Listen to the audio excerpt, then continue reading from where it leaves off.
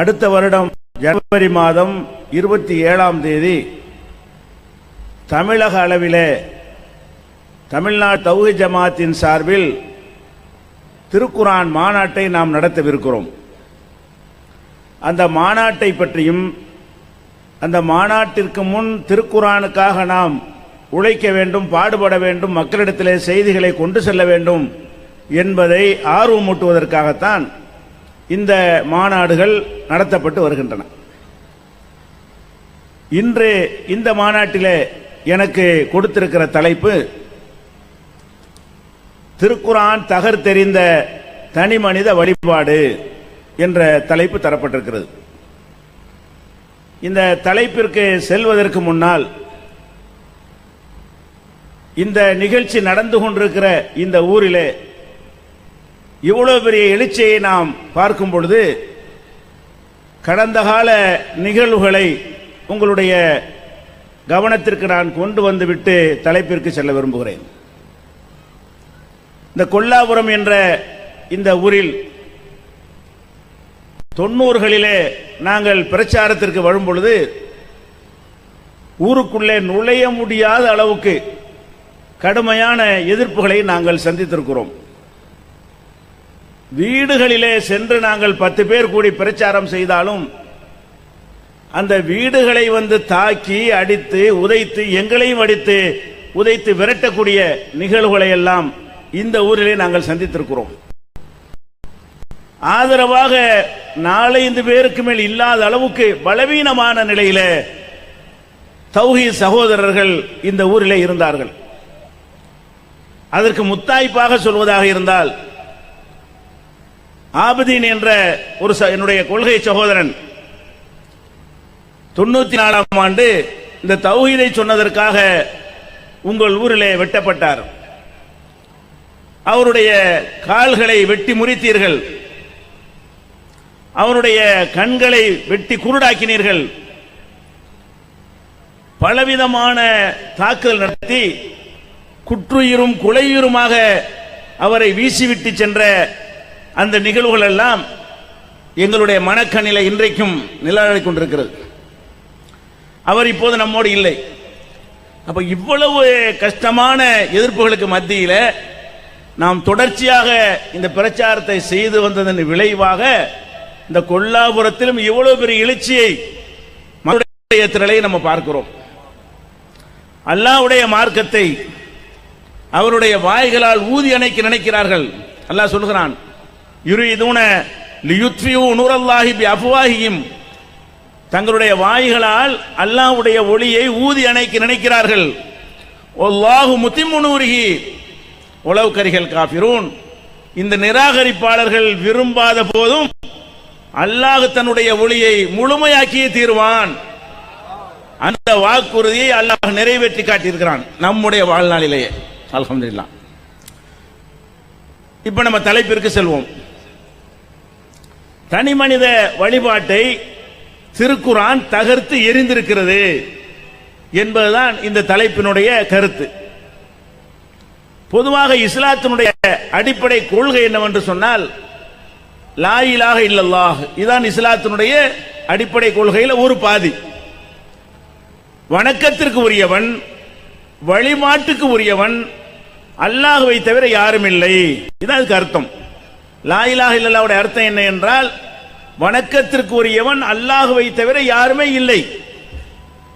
அப்ப அல்லாஹ்வை தவிர யாரும் இல்லை என்று சொன்னால் மனிதனை வழிபடக்கூடாது, உயிரினங்களை வழிபடக்கூடாது, செத்தவர்களை வழிபடக்கூடாது, சிலைகளை வழிபடக்கூடாது, சூரிய சந்திரன்களை வழிபடக்கூடாது, வேற எதையும் வழிபடக்கூடாது. லா இலாஹ இல்லல்லாஹ்வுடைய அர்த்தம் என்ன என்று சொன்னால் அல்லாஹ்வை தவிர யாரையும் எதையும் வழிபடவே கூடாது. இதுதான் இந்த கலிமத்து தௌஹீதுடைய மெய்யான பொருள். அல்லாஹ்வை தவிர வணக்கத்திற்குரியவன் யாரும் இல்லை என்று வாயிலே சொல்லிவிட்டு நாம் சூரியனை வணங்கினால், கொடிமரத்தை வணங்கினால், மனிதனை வணங்கினால், செத்தவனை வணங்கினால் அந்த லா இலாஹ இல்லல்லாஹ் என்பது நம்மிடத்தில் இல்லைன்னு அர்த்தம். இந்த லா இலாஹ இல்லல்லாஹ் என்கிற கருத்து உள்ளத்தில் ஆழமா பதிந்த எந்த ஒரு மனுஷனும் இன்னொரு மனுஷனை வணங்க மாட்டான். எந்த பொருளை வணங்க மாட்டான், எவ்வளவு பெரிய சக்தியை வணங்க முடியாது. ரெண்டும் முரணானது, உள்ளத்தில் இருக்க முடியாது. மா ஜஅலல்லாஹு லிரஜுலின் மின் கல்பைனி ஃபீ ஜௌஃபிஹி, எந்த மனுஷனுடைய உள்ளத்திலையும் உடலுக்குள்ளேயும் ரெண்டு கல்ப அல்லாஹ் வைக்கல.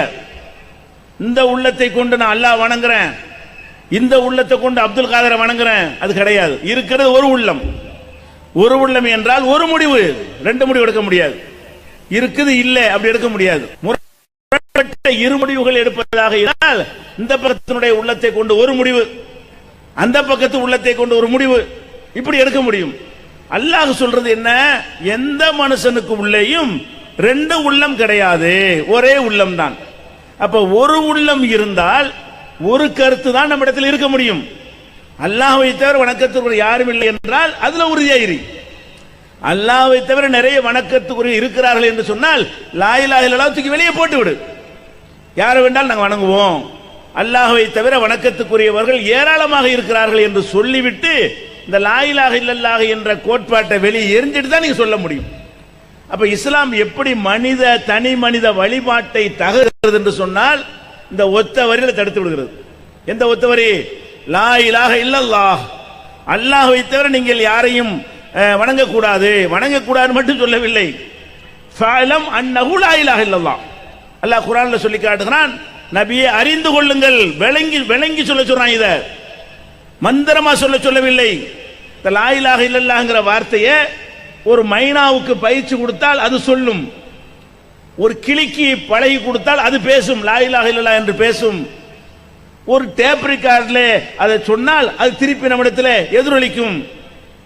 ஒரு மலைக்கு முன்னால் நின்று சத்தம் போட்டால் அந்த சத்தத்தை திருப்ப எதிரொலிக்கும்.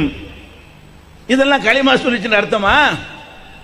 லா இலாஹ இல்லல்லாஹ் விளங்கி விட்டதுன்னு அர்த்தமா? இல்லை.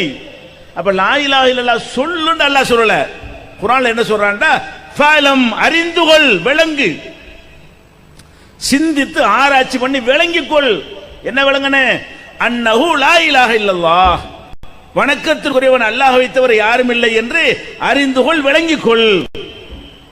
அப்ப அல்லாஹ்வை தவிர யாருமே வணக்கத்துக்குரியவன் இல்லை என்று அறிந்து விளர் அல்லாஹ் சொல்கிறான் என்றால் இது எவ்வளவு பெரிய முக்கியமான ஒரு அறிவுரை, எவ்வளவு கவனத்தில் வைக்க வேண்டிய ஒரு அறிவுரை என்று நீங்கள் புரிந்து கொள்ளணும்.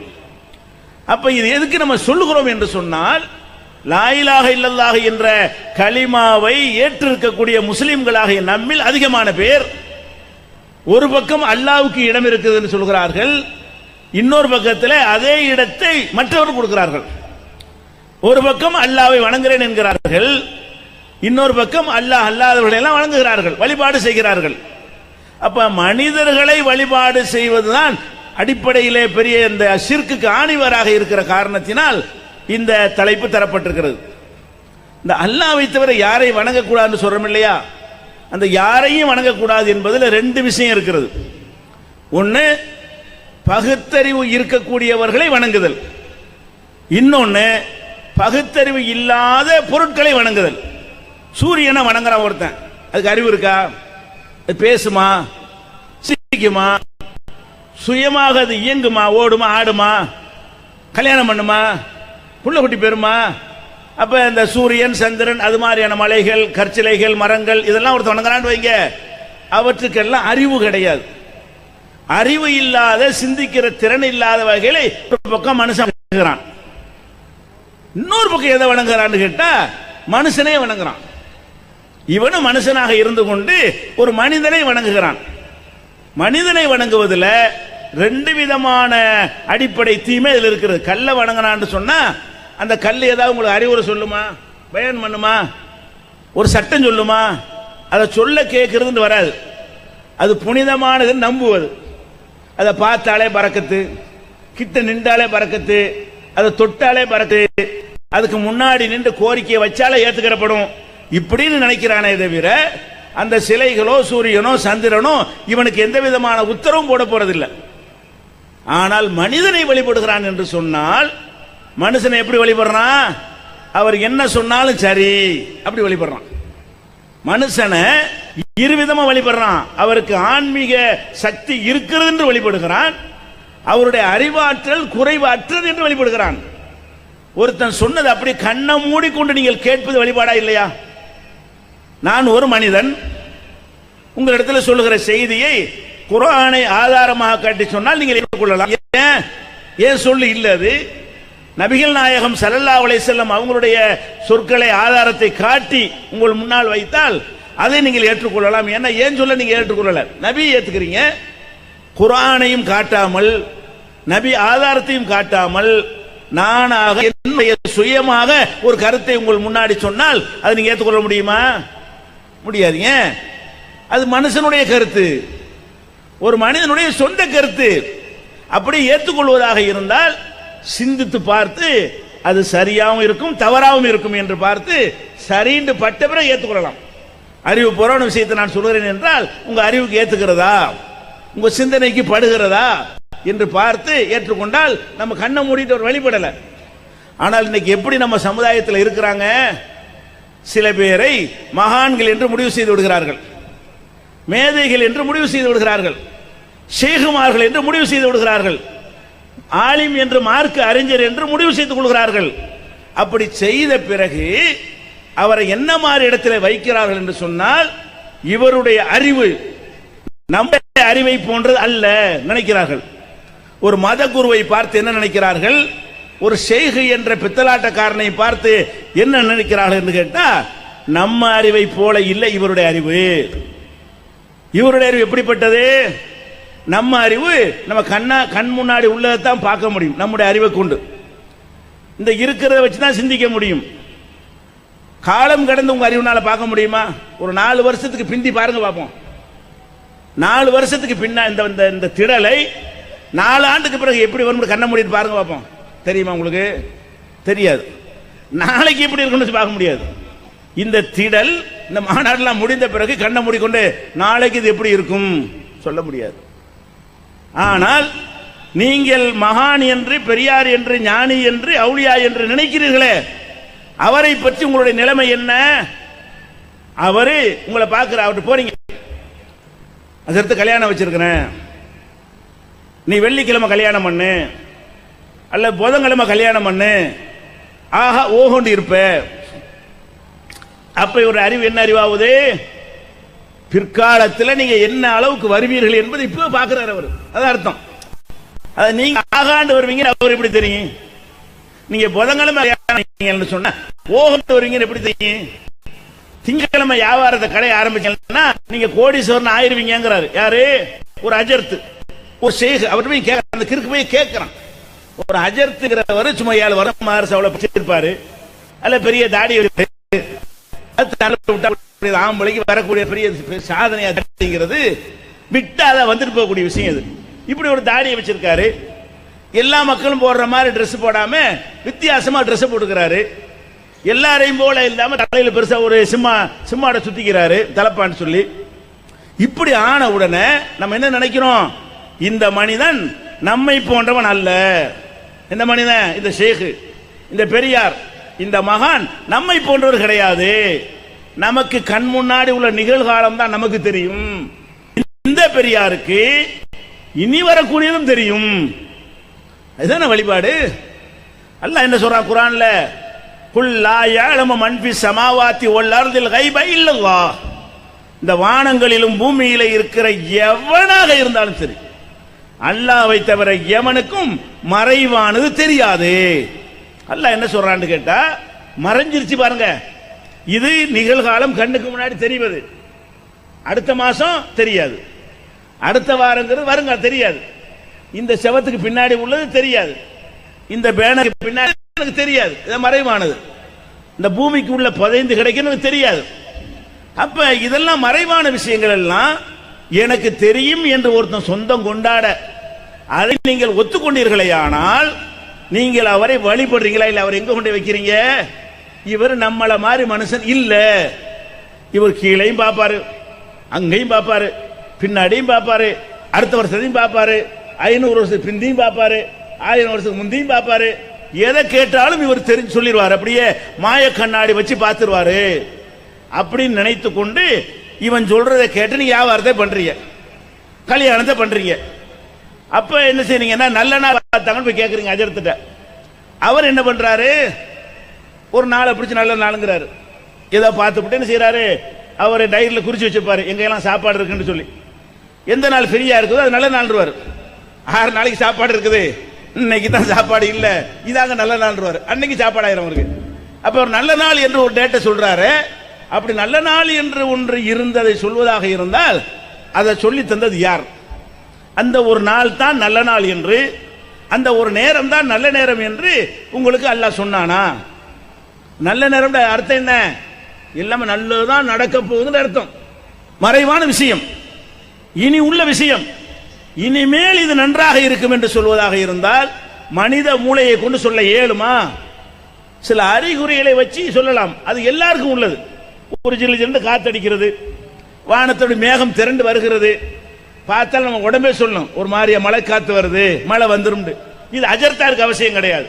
இந்த மாதிரி அறிகுறிகளை வைத்து அடுத்து வர்றதை சொல்ல முடியும். சில அறிகுறிகளை பார்த்து, இந்த அறிகுறிகளை பார்த்து மழை வரும் போல இருக்கு, கடுமையா காத்து வரும் போல இருக்குது, புயல் காத்து மழையெல்லாம் செடி கொடிகள்லாம் ஆடுவதை பார்த்தால் புயல் வந்தாலும் வரும், இப்படி எல்லாம் நம்ம பாருங்களேன். இது மாதிரி சொல்வது மறைவானது கிடையாது. சில சான்றுகளை வைத்து நம்ம ஊகிக்கலாம். ஊகம் இது. இவர் என்ன செய்யறாரு? ஒரு குறிப்பிட்ட நாள்ல நீ நல்லா இருப்பேங்கிறார். அப்ப இந்த நல்லா இருப்ப என்பதில் என்ன அடங்கி இருக்கிறது? வருங்காலத்தை அவர் அறிவார். இப்ப அல்லாஹ் அந்த சக்தியை கொடுத்திருக்கிறானா?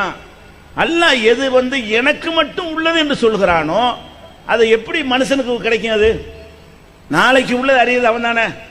நபிகள் நாயகம் ஸல்லல்லாஹு அலைஹி வஸல்லம் அவங்க ஒரு திருமணத்திற்கு போறாங்க. சிறுமிகள் எல்லாம் பாட்டு படிச்சுக்கிட்டு நபிகள் நாயகத்தை என்ன செய்யறாங்க? வரவேற்று பாடல் பாடுகிறார்கள். அந்த பாடல்ல ஒரு வரி வருகிறது, ஃபீனா நபியுன் யாலமு மாஃபி கதின். இதோ நபி வந்து விட்டார். எந்த நபி வந்து விட்டார்? நாளை நடப்பதை அறியும் நபி வந்து விட்டார். வெறுமனே நபி வந்து விட்டார் புகழ்ந்து பாடுறாங்க, பரவாயில்லை. அந்த புகழ்ந்து பாடுகிற அந்த புகழ் பாக்களிலே ஒரு வரி என்ன என்று சொன்னால், ஃபீனா நபியுன் யாலமு மாஃபி கதின், நாளை நடக்கிறதை அறியக்கூடிய நபி இதோ வந்து விட்டார்கள். நபிகள் நாயகம் காதுல விழுந்துச்சு. இந்த அஜர்த்து இவங்களுக்கெல்லாம் இப்படி நாளை நடப்பது அறிய முடியும் என்றால் ரசூலுல்லாஹ்வுக்கு முடியும் தானே? அப்படி சந்தோஷப்பட்டுக்கிட்டு, ஆஹா என்னை பாராட்டினீர்கள், என்னை புகழ்ந்து அல்ஹம்துலில்லாஹ் வாங்கன்னு கட்டி பிடிச்சி அவங்கள ரசிச்சாங்களா? அல்ல பாராட்டு மழை பொழிந்தாங்களா? என்ன சொன்னாங்க? அந்த வார்த்தையை கேட்டவுடனே தைஹாத நிறுத்து, பாட்டை நிறுத்துட்டாங்க. நாளை நடப்பதை அறியக்கூடிய நபி இருக்கிறார் சொன்ன உடனே நிறுத்தின வார்த்தையை ஃபகூலி பில்லதி தகூலின், இதுக்கு முந்தி படிச்ச சாதா பாட்டப்படி என்னை பத்தி படிச்ச நீ பாட்டுட்டாங்க. நாளை நடப்பதை அறியும் நபி நீ சொல்றியா? அதை மட்டும் சொல்லல. ஏனென்றால் இன்னஹு லா யஅலமுல் கைப இல்லல்லாஹ், ஏன் இப்படி உன்னை தடுக்கிறேன் என்று சொன்னால் அல்லாஹ்வை தவிர யாருக்கும் மறைவானது தெரியாது. அப்ப மறைவான ஒரு விஷயம் மனுஷனுக்கு தெரியும் என்கிற நம்பிக்கை தான் அவனை கடவுளாக கொண்டு போய் ஆக்குகிறது. படிப்படியாக கொண்டு எங்க சேர்த்துறது? அவுலியாவெல்லாம் இப்படித்தான் உண்டாகுறாங்க. எப்படி? மறைவான விஷயங்கள் தெரியும்.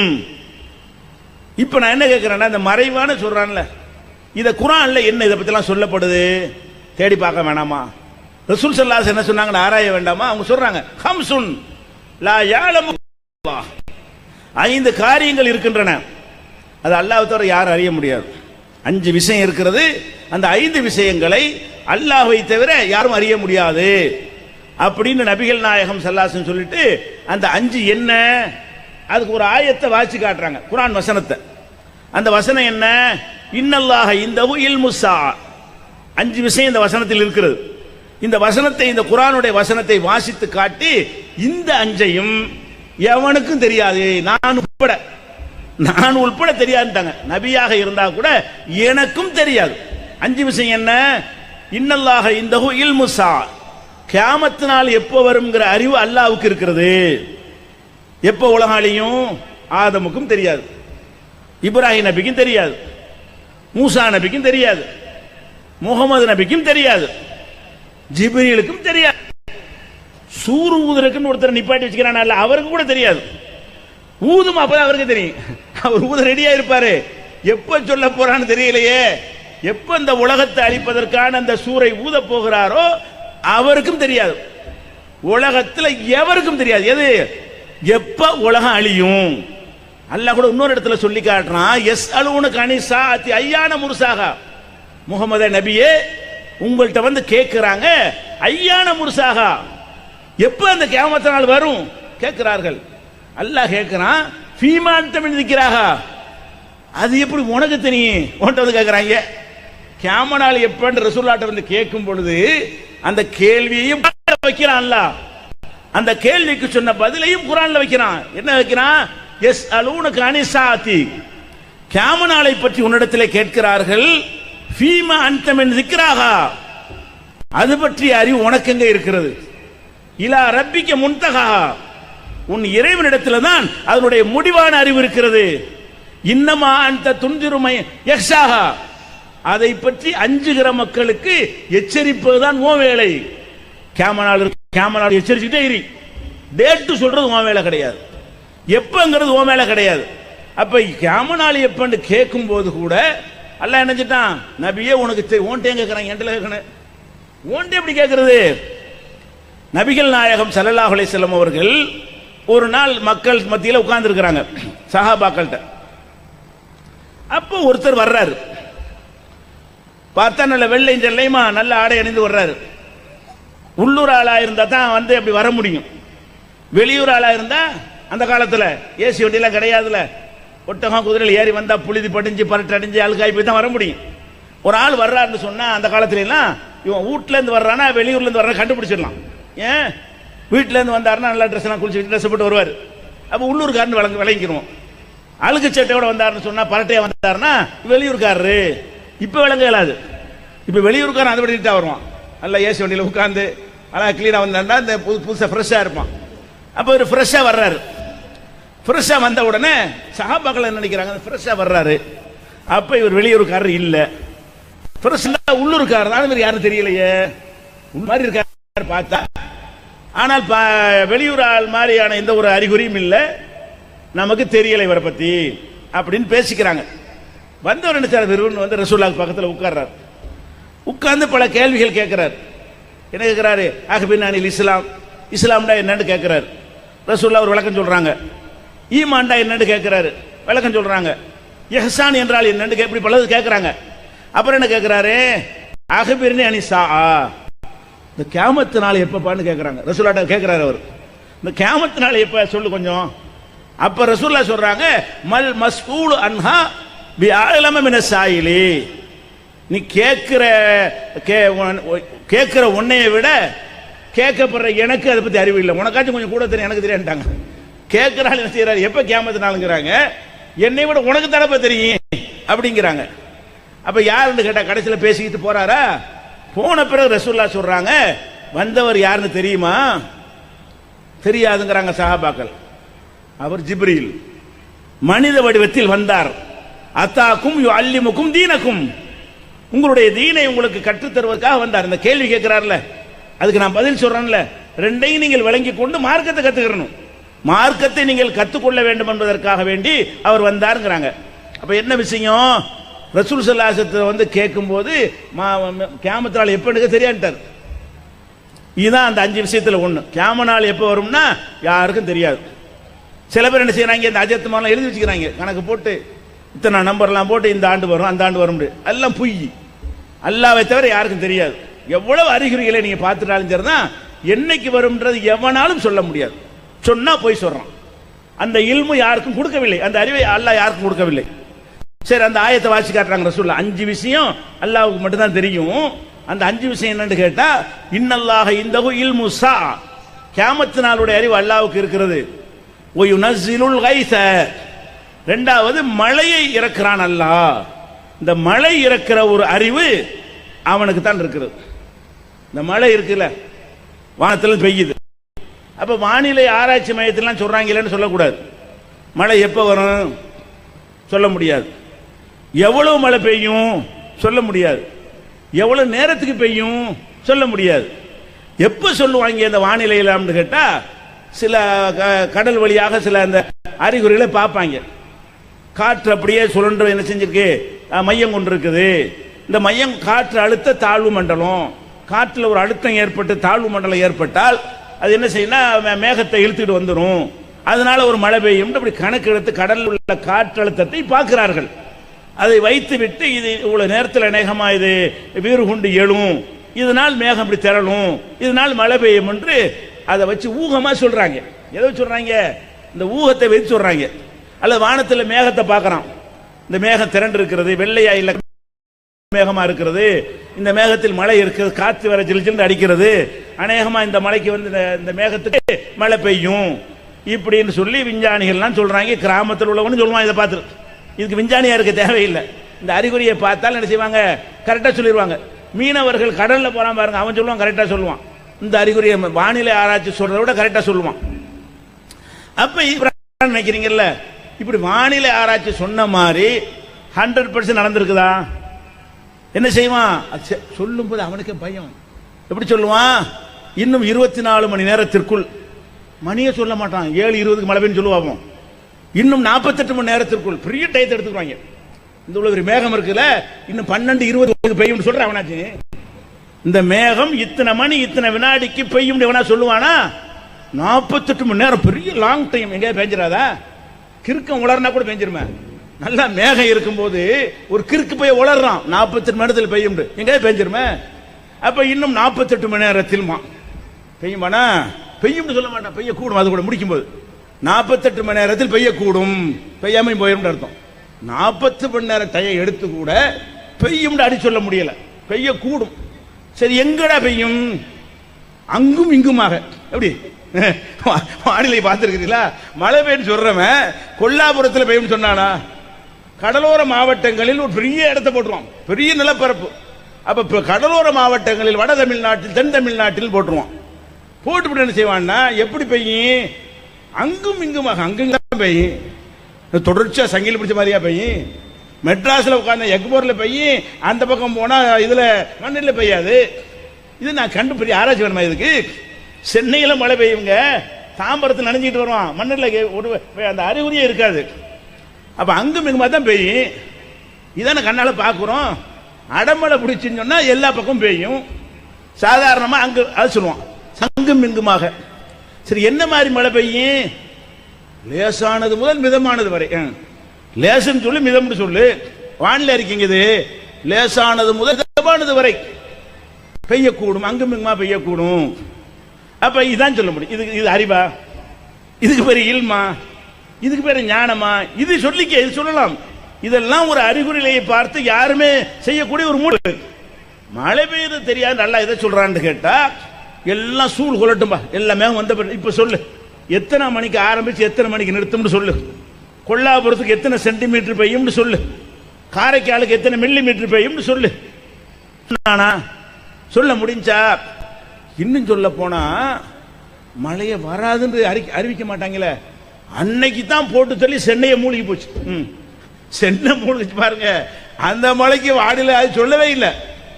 கடற்கரைக்கு போவாதேம்மா, அப்போலாம் மழை வராது, மழை வராது அறிவிப்பு. கடற்கரைக்கு போவாங்க, ஒரே அமுக்கு அமைக்க முடியும் எல்லாத்தையும். அப்ப அந்த மழையை பற்றி எப்பங்கிற அல்லாஹ் சொல்றான் 5 விஷயத்துல. இன்னல்லாஹ இந்தஹு இல்முசா, கியாமத் நாளை பற்றி அறிவு அல்லாஹ்வுக்கு இருக்கிறது. வ யுனஸிலுல் கைஸ், மழையை இறக்குதல் அவனுக்கு உரியது, எப்பனாலும் சொல்ல முடியாது. இன்னும் சொல்ல போனா இவங்களே பிளான் பண்ணி செயற்கை மழைன்னு பெய்ய வைப்பாங்க. எம்ஜிஆர் முதலமைச்சராக இருக்கும் போது கடுமையான ஒரு தண்ணீர் பஞ்சம். அவர் என்ன செய்யறாரு? ஜப்பான்ல போய் அங்கிருந்து செயற்கை மழை பெய்வதற்காக அந்த விமானத்தை, அதுக்குரிய விமானத்தை வாடகைக்கு எடுத்துட்டு வந்து சென்னையில மழை பெய்ய வைக்கிறதுக்கு வர்றாரு. விமானம் வந்துருச்சு. அந்த விமானத்துல வேலை என்ன தெரியுமா? மேகத்தை உண்டாக்க இயலாது, பார்த்துக்கிட்டே இருக்கணும். அந்த மேகங்க வந்த உடனே மேல போய் சில்வர் அயோடைட்னு ஒரு பவுடர் இருக்கு, அதை போய் தூவி விடுவாங்க. தூவி விட்டா என்ன செய்யும்? கட்டியா இருக்க உருகி போயிடும். கெட்டியா இருக்கிற மேகம் உருகுனா மழை கொட்டும்ல, அப்படிங்கிற மாதிரி வந்து செய்யறாங்க. 10 நாள் 15 நாள் மேகத்தை காண உண்டாக்க ஏற்றது உனக்கு. இந்த சில்வர் அயோடைட்டை வந்து வச்சுக்கிட்டு அந்த விமானத்தை வச்சு உட்கார்ந்து வானத்தை பார்த்துக்கிட்டு 10 நாள் மேகம் இருக்குது. சாதாரண வெண்மேகம் இருக்குது, வெண்மேகத்தில் மழை இருக்காது, கருமேகத்துல இருக்கும், கார் மேகத்தில். அப்ப வெண்மேகமா இருக்கு, அதுல வந்து தூசி படல மாதிரி இருக்கும். விமானத்தில் போகும்போது கிழிச்சுக்கிட்டு உள்ள போவோம், அது விமானம் உள்ள கிழிச்சுக்கிட்டே போகணும், ஆகாது. அந்த மேகத்தில் வந்து மழை வராது. மழை வந்து சூழ் கற்பமாகணும், சூழ் கொண்ட மேகம்ங்கிறான். அந்த கற்பமான மேகம் கருப்பாய் என்ன செய்யும்? தண்ணியோட இருக்கும். அந்த மேகத்தில் மழை பெய்வதாக இருந்தால் அந்த பவுடரை தூவி விடுவாங்க, அது உருகி என்ன செய்ய தண்ணியா ஊற்றி போயிடும். அப்புறம் 10 நாளைக்கு பிறகு என்ன ஒரு மேகம் ஒன்று வந்துச்சு, போய் என்ன செஞ்சாங்க, தூவுனாங்க. தூவிக்கிட்டு இருக்கும் போதே ஓடி போச்சு மேகம். சென்னையில் பெய்யற மாதிரி மழை எங்கேயும் பெய்ஞ்சு போச்சு. அப்ப நீ பெய்யது மேகத்தை இழுத்துக்கிட்டு வந்து பெய்ய வச்சா கூட உன்னால முடியல. மழைய எங்கே இருக்கிற மேகம் வந்த பிறகு உண்ணாந்து ஆளை வச்சு நிப்பாட்டி பவுடரை தூவி மழை பெய்ய வைக்கலாம்னு பார்த்தா அவன் எங்க பெய்யணும் ஒரு முடிவு வச்சிருக்கிறான். அங்கதான் பெஞ்சிச்சே தவிர நினைச்ச ஊர்ல பெஞ்சிச்சா பெய்ய வைக்க முடிச்ச ஊர் காத்து போதுமே. நீ கைத்த போட்டா மேகத்தை கட்ட முடியும்? மேகங்க நிக்கி நீ போய்கிட்டு இருக்கும்போது என்ன செய்யும், ஒரு காத்து சர்ன்னு நின்றுட்டு போயிடும், எங்க போயிடும். அப்ப மழை அறிய முடியாது. மழை எங்கே எப்போது எவ்வளவுங்கிறத அது 5 விஷயத்தில் அல்லாஹ்வுக்கு மட்டும்தான் தெரியும். எந்த ஜோசியக்காரன் வானிலைக்காரன் சொல்றான் அம்புட்டும் பொய் ஆயிக்கொண்டு இருக்கிறது, நம்ப கூடாது. மூணாவதாக ரசூலுல்லாஹ் சொல்றாங்க, யாலமு மாஃபில் அர்ஹாம், கற்ப அறையில் உள்ளதை அல்லாஹ் தான் அறிவான். ஒரு கற்பப்பை இருக்கிறது, ஒரு பெண் இருக்கிறாள் வச்சுக்கொள்ளுமே, இந்த பெண்ணு எத்தனை புள்ள பெறுவா சொல்லுவா. கற்பப்பையில உண்டான கருவை ஸ்கேன் பண்ணி பார்க்கலாம், அதல்ல வச்சு கற்பப்பையில உள்ளது அறிகிறது என்று சொன்னால் இந்த கற்பப்பையில் குழந்தை பிடிக்காதா, எத்தனை குழந்தை பிடிக்கும், இந்த பொம்பளைக்கு எத்தனை கரு குழந்தையாக உருவாகும் சொல்ல முடியாது. அதுல வளரக்கூடிய குழந்தை என்ன மாதிரியான தன்மைகள் குணாதிசயங்கள் கொண்டதா வருதுன்னு எதாவது அடிச்சு சொல்ல முடியுமா? சொல்ல முடியாது. அப்ப எத்தனை குழந்தை அந்த கற்பப்பை கருவியரை பேசுற மாதிரி. இப்போ அமெரிக்காவில் ஒருத்தன் பேசுற உங்களுக்கு விளங்குமா? நான் பேசுற அமெரிக்காவில் விளங்காது. போன்ல பேசினா விளங்கும். அமெரிக்காவில் ஒருத்தன் என்கிட்ட பேசுறான், போன்ல பேசலாம்ல, போன் இல்லாட்டி பேச முடியுமா? இந்த கருவியை கொண்டு பேசுறது தள்ளிடணும். இருக்கிற ஒரு கருவி எடுத்து கொடுக்கிறது. அப்ப கருவியை கொண்டு ஸ்கேன் பண்ணிட்டு வயிற்றுல புள்ள இருக்குங்க நல்ல பேச்சுப்ப வெறுமனே ஒரு பொம்பளையை பார்த்துட்டு பெரிய ஞானிட்ட கொண்டே கொடுங்க, இந்த பொம்பளைக்கு எத்தனை புள்ள பிறக்கும் சொல்ல இயலாது, பிறக்கான்னு சொல்ல இயலாது. கருவறைகளின் நிலைமைகளை அல்லாஹ் எப்படி சொல்றான், யாலமு மாஃபில் அர்ஹாம், கற்பப்பைகளில் உள்ள நிலவரம் அல்லாஹ்வுக்கு மட்டும்தான் தெரியும் அப்படின்னு சொல்லி காட்டுறான். இவங்க என்ன செய்வாங்க, இப்படி பார்ப்பாங்க, ரேகையை பார்த்து சொல்றாங்க, இவருக்கு 4 ஆம்பளை பிள்ளை, இவர் 5 ஆம்பளை பிள்ளை, ரேகை பார்க்கறவன்லாம் மறைவான ஞானம் அறிக்கிறான் பாருங்க. இப்படிலாம் சொல்லக்கூடிய காட்சியை பார்க்கறோம். இதுவும் எவனுக்கும் தெரியாது. அதுக்கு அடுத்தா இது 3 பொதுவான விஷயங்கள். அப்புறம் என்னன்னு கேட்டா, ஒமா தத்ரி நப்சுன் மாதா தக்ஸிபு கதா, நாளை ஒருவனுக்கு என்ன கிடைக்கும் என்பதை அவனுக்கு அறிய முடியாது. நாளைக்கு உங்களுக்கு எவ்வளவு ஒரு வருமானங்கள் சொல்லுங்க அப்ப யாராவது. நாளைக்கு கன்ஃபார்மா எனக்கு இவ்வளவுதான் வருமானம் சொல்லுங்க பார்ப்போம். சொல்ல முடியாது. இப்ப நாளைங்கிறது பெரிய தூரம் கிடையாது, நாளை தான். 40 வருஷம் பிந்தி கேட்கல, நாளை எனக்கு இன்னது கிடைக்கும். நிரந்தர அத்தை கூலிக்காரனா இருந்தா கூட ஒரு மழை வந்தா உனக்கு கிடைக்காது. உனக்கு நாளைக்கு 300 ரூபா கூலி வாங்குவேன்னு போவேன், அன்னைக்கு பார்த்து ஸ்ட்ரைக் பண்ணிடுவாங்க, நீ போய் சேர முடியாது மாயறதுக்கு. அப்ப உனக்கு கூலி கிடைக்குமா? அப்ப நாளை உனக்கு என்ன கிடைக்கும்? இவன் சொல்றான், இந்த நல்ல நாள் பார்க்கிறவன், பால் கித்தாவை பார்க்கிறவன், அஜர்த்து மௌலானாண்டு ஏமாத்தக்கூடிய அவுலியா சேகுமார்லாம் சொல்றான், நீ ஆகாண்டு இருப்ப 10 வருஷத்துக்கு பிறகு, நாளைக்கு தெரியாது அல்லாஹ். இவன் சொல்றான் 10 ஆண்டுக்கு பிறகு ஓகோண்டு இருப்பேங்கிறான். எப்படி அவனுக்கு தெரியும்? அல்லாஹ் யாருக்கும் தெரியாத. அப்ப என்ன நாளை என்ன நடக்கும் என்பது எனக்கு என்ன நடக்கும் எனக்கு தெரியாது. அடுத்தால விடுங்க, நாளை என்னுடைய நான் இருப்பனா இல்லைன்னு தெரியாது, அதை விடுங்க. நம்ம இருப்போம்னு சொல்ல இயலுமா? நாளைக்கு கன்ஃபார்மா நாங்க யாரும் நாளைக்கு சாக மாட்டோங்களா சொல்ல முடியுமா யாருக்காவது? அப்ப நாளைக்கு நம்ம இருக்கிறது நமக்கு தெரியாது, இருந்தா தானே மற்ற விஷயங்கள்லாம். அப்ப அடித்து என்ன செய்ய முடியாது, நாளைக்கு இன்னதான் நடக்கும் என்று அறிந்து கொள்ளுகிற ஒரு ஆற்றலை, அறிவை, திறமையை அல்லாஹ் எந்த மனுஷனுக்கும் கொடுக்கவில்லை. அதுக்கடுத்து என்ன செய்யறானா, மாதா தத்ரி நப்சுன் ஐயர்லின் தமூத், எந்த இடத்தில் ஒருத்தன் மரணிப்பான் என்பது எவனுக்கும் தெரியாது. நான் எந்த ஊர்ல சாவுவேன் சொல்ல முடியாது. ஒரு ஆள் என்ன செய்வாரு, ஊர்ல தான் சாவணும் உட்கார்ந்துட்டு இருப்பார், மக்காவுல தான் சாவணும் உட்கார்ந்து இருப்பார். போய் ஆளை கண்டுபிடிச்சிட்டு அனுப்பி விடுறாங்க, ஏர்போர்ட்ல ஏத்தணும் சேர்த்துருவார். அப்ப இங்கதான் சாவணும் தீர்மானம் பண்ண முடியுமா? தற்கொலை பண்ணிட்டு சாவ போனவங்க கூட அல்ல நாடலன்னு சொன்னா ஊசி கிசியை போட்டு மருந்து கொடுத்து பிழைக்க வச்சு வெளியே கொண்டு வந்துருவாங்க. நீ அந்த இடத்துல சாவ முடியாது. அப்ப எந்த இடத்தில் ஒருவனுக்கு மரணம் வரும் சொல்லவே முடியாது. நான் இருக்கிற இப்ப இப்படி ஒரு மூத்தாட்டி என்ன செய்வீங்க சொல்ல முடியாது. பஸ்ஸில் ஏறணும்னு மூத்தா போயிடலாம், ட்ரெயினில் போகும்போது போயிடலாம். அப்போ இன்னைக்கு நாளைக்கு நடக்கலாம். அப்போ எந்த இடத்தில் ஒருவனுக்கு மரணம் வரும் என்பதை சொல்ல, இந்த 5 விஷயத்தை சொல்லிட்டு இவற்றை அல்லாஹ்வை தவிர யாரும் அறிய முடியாது. இதை நம்பி இருக்கிறீங்களா? நீங்க அப்படிதான் நடக்கிறீங்களா? இதை நம்பி இருந்தா நீங்க ஏன் போய் தாயத்து போடுறீங்க? நீங்க எதுக்கு வியாபாரம் பெருசா வர்றதுக்கு தகடத்துக்கு மாற்றுறீங்க? நீங்க எதுக்கு ஒரு அஜர்த்திட்ட போய் நல்ல நாள் கெட்ட நாள்னு சொல்லி கேட்டு அதன்படி ஒரு காரியத்தை தூங்குறீங்க? அவருக்கு அந்த ஆற்றல் இருக்கு, நம்புறீங்க. அதான காரணம். அவர் நாளைக்கு நம்ம எப்படி ஆகுங்கிறத கணிச்சு கரெக்டா சொல்றாரு. நான் கேட்கிறேன், அவரை கொஞ்சம் ஆய்வு நீங்க பண்ண மாட்டீங்களா? அவர் அதை ஆய்வு பண்ணிட்டு போறாரு, நீங்க அந்த அஜர்த்தை ஆய்வு பண்ண மாட்டீங்களா? அவர் தனக்கு இது நல்லதுன்னு ஒரு நேரம் தேர்ந்தெடுத்து ஆகாண்டு இருக்கிறார். அவரு இந்த நான் பால் கிதாபு மோர் கிதாபு பார்க்குற அஜர்த் என்ன செய்யறாருன்னா, ஒரு ஊரில் அஜர்த்தா போய் சேர்றாரு. சேரும்போது ரொம்ப கஷ்டப்பட்டு டிசி பையனுக்கு வாங்கிக்கிட்டு அட்வான்ஸ் எல்லாம் கொடுத்து வீட்டெல்லாம் பிடிச்சி பொண்டாட்டி எல்லாம் கொண்டு போய் என்ன செய்யறாரு, காரைக்கால்லேருந்து கொல்லாபுரத்துக்கு வந்துடுறாரு. அஜர்த் கொல்லாபுரத்தில் என்ன செய்யறாரு, வீட்டில் உட்கார்றாரு. அடுத்த மாதம் அஜர்த்தை காலி பேக் பண்ணி அனுப்பிடுறாங்க கொல்லாபுரத்து, நீ வேணாம் பாண்டு. அப்போ அவர் என்ன செய்யலை, நீ தானே ஊருக்கு நான் நல்ல நாள் பார்த்த, நீ கொல்லாபுரத்துக்கு வர்றது நல்ல நாள் பார்க்க வேணாமா? பிள்ளையும் படிப்பையும் விட்டுவிட்டு பொண்டாட்டி இழுத்துக்கிட்டு ஒரு மாதத்தில் பேக் பண்ணிட்டாங்களா உன்னைய? அப்போ உனக்கு உன் எதிர்காலம் என்ன உனக்கு தெரியல.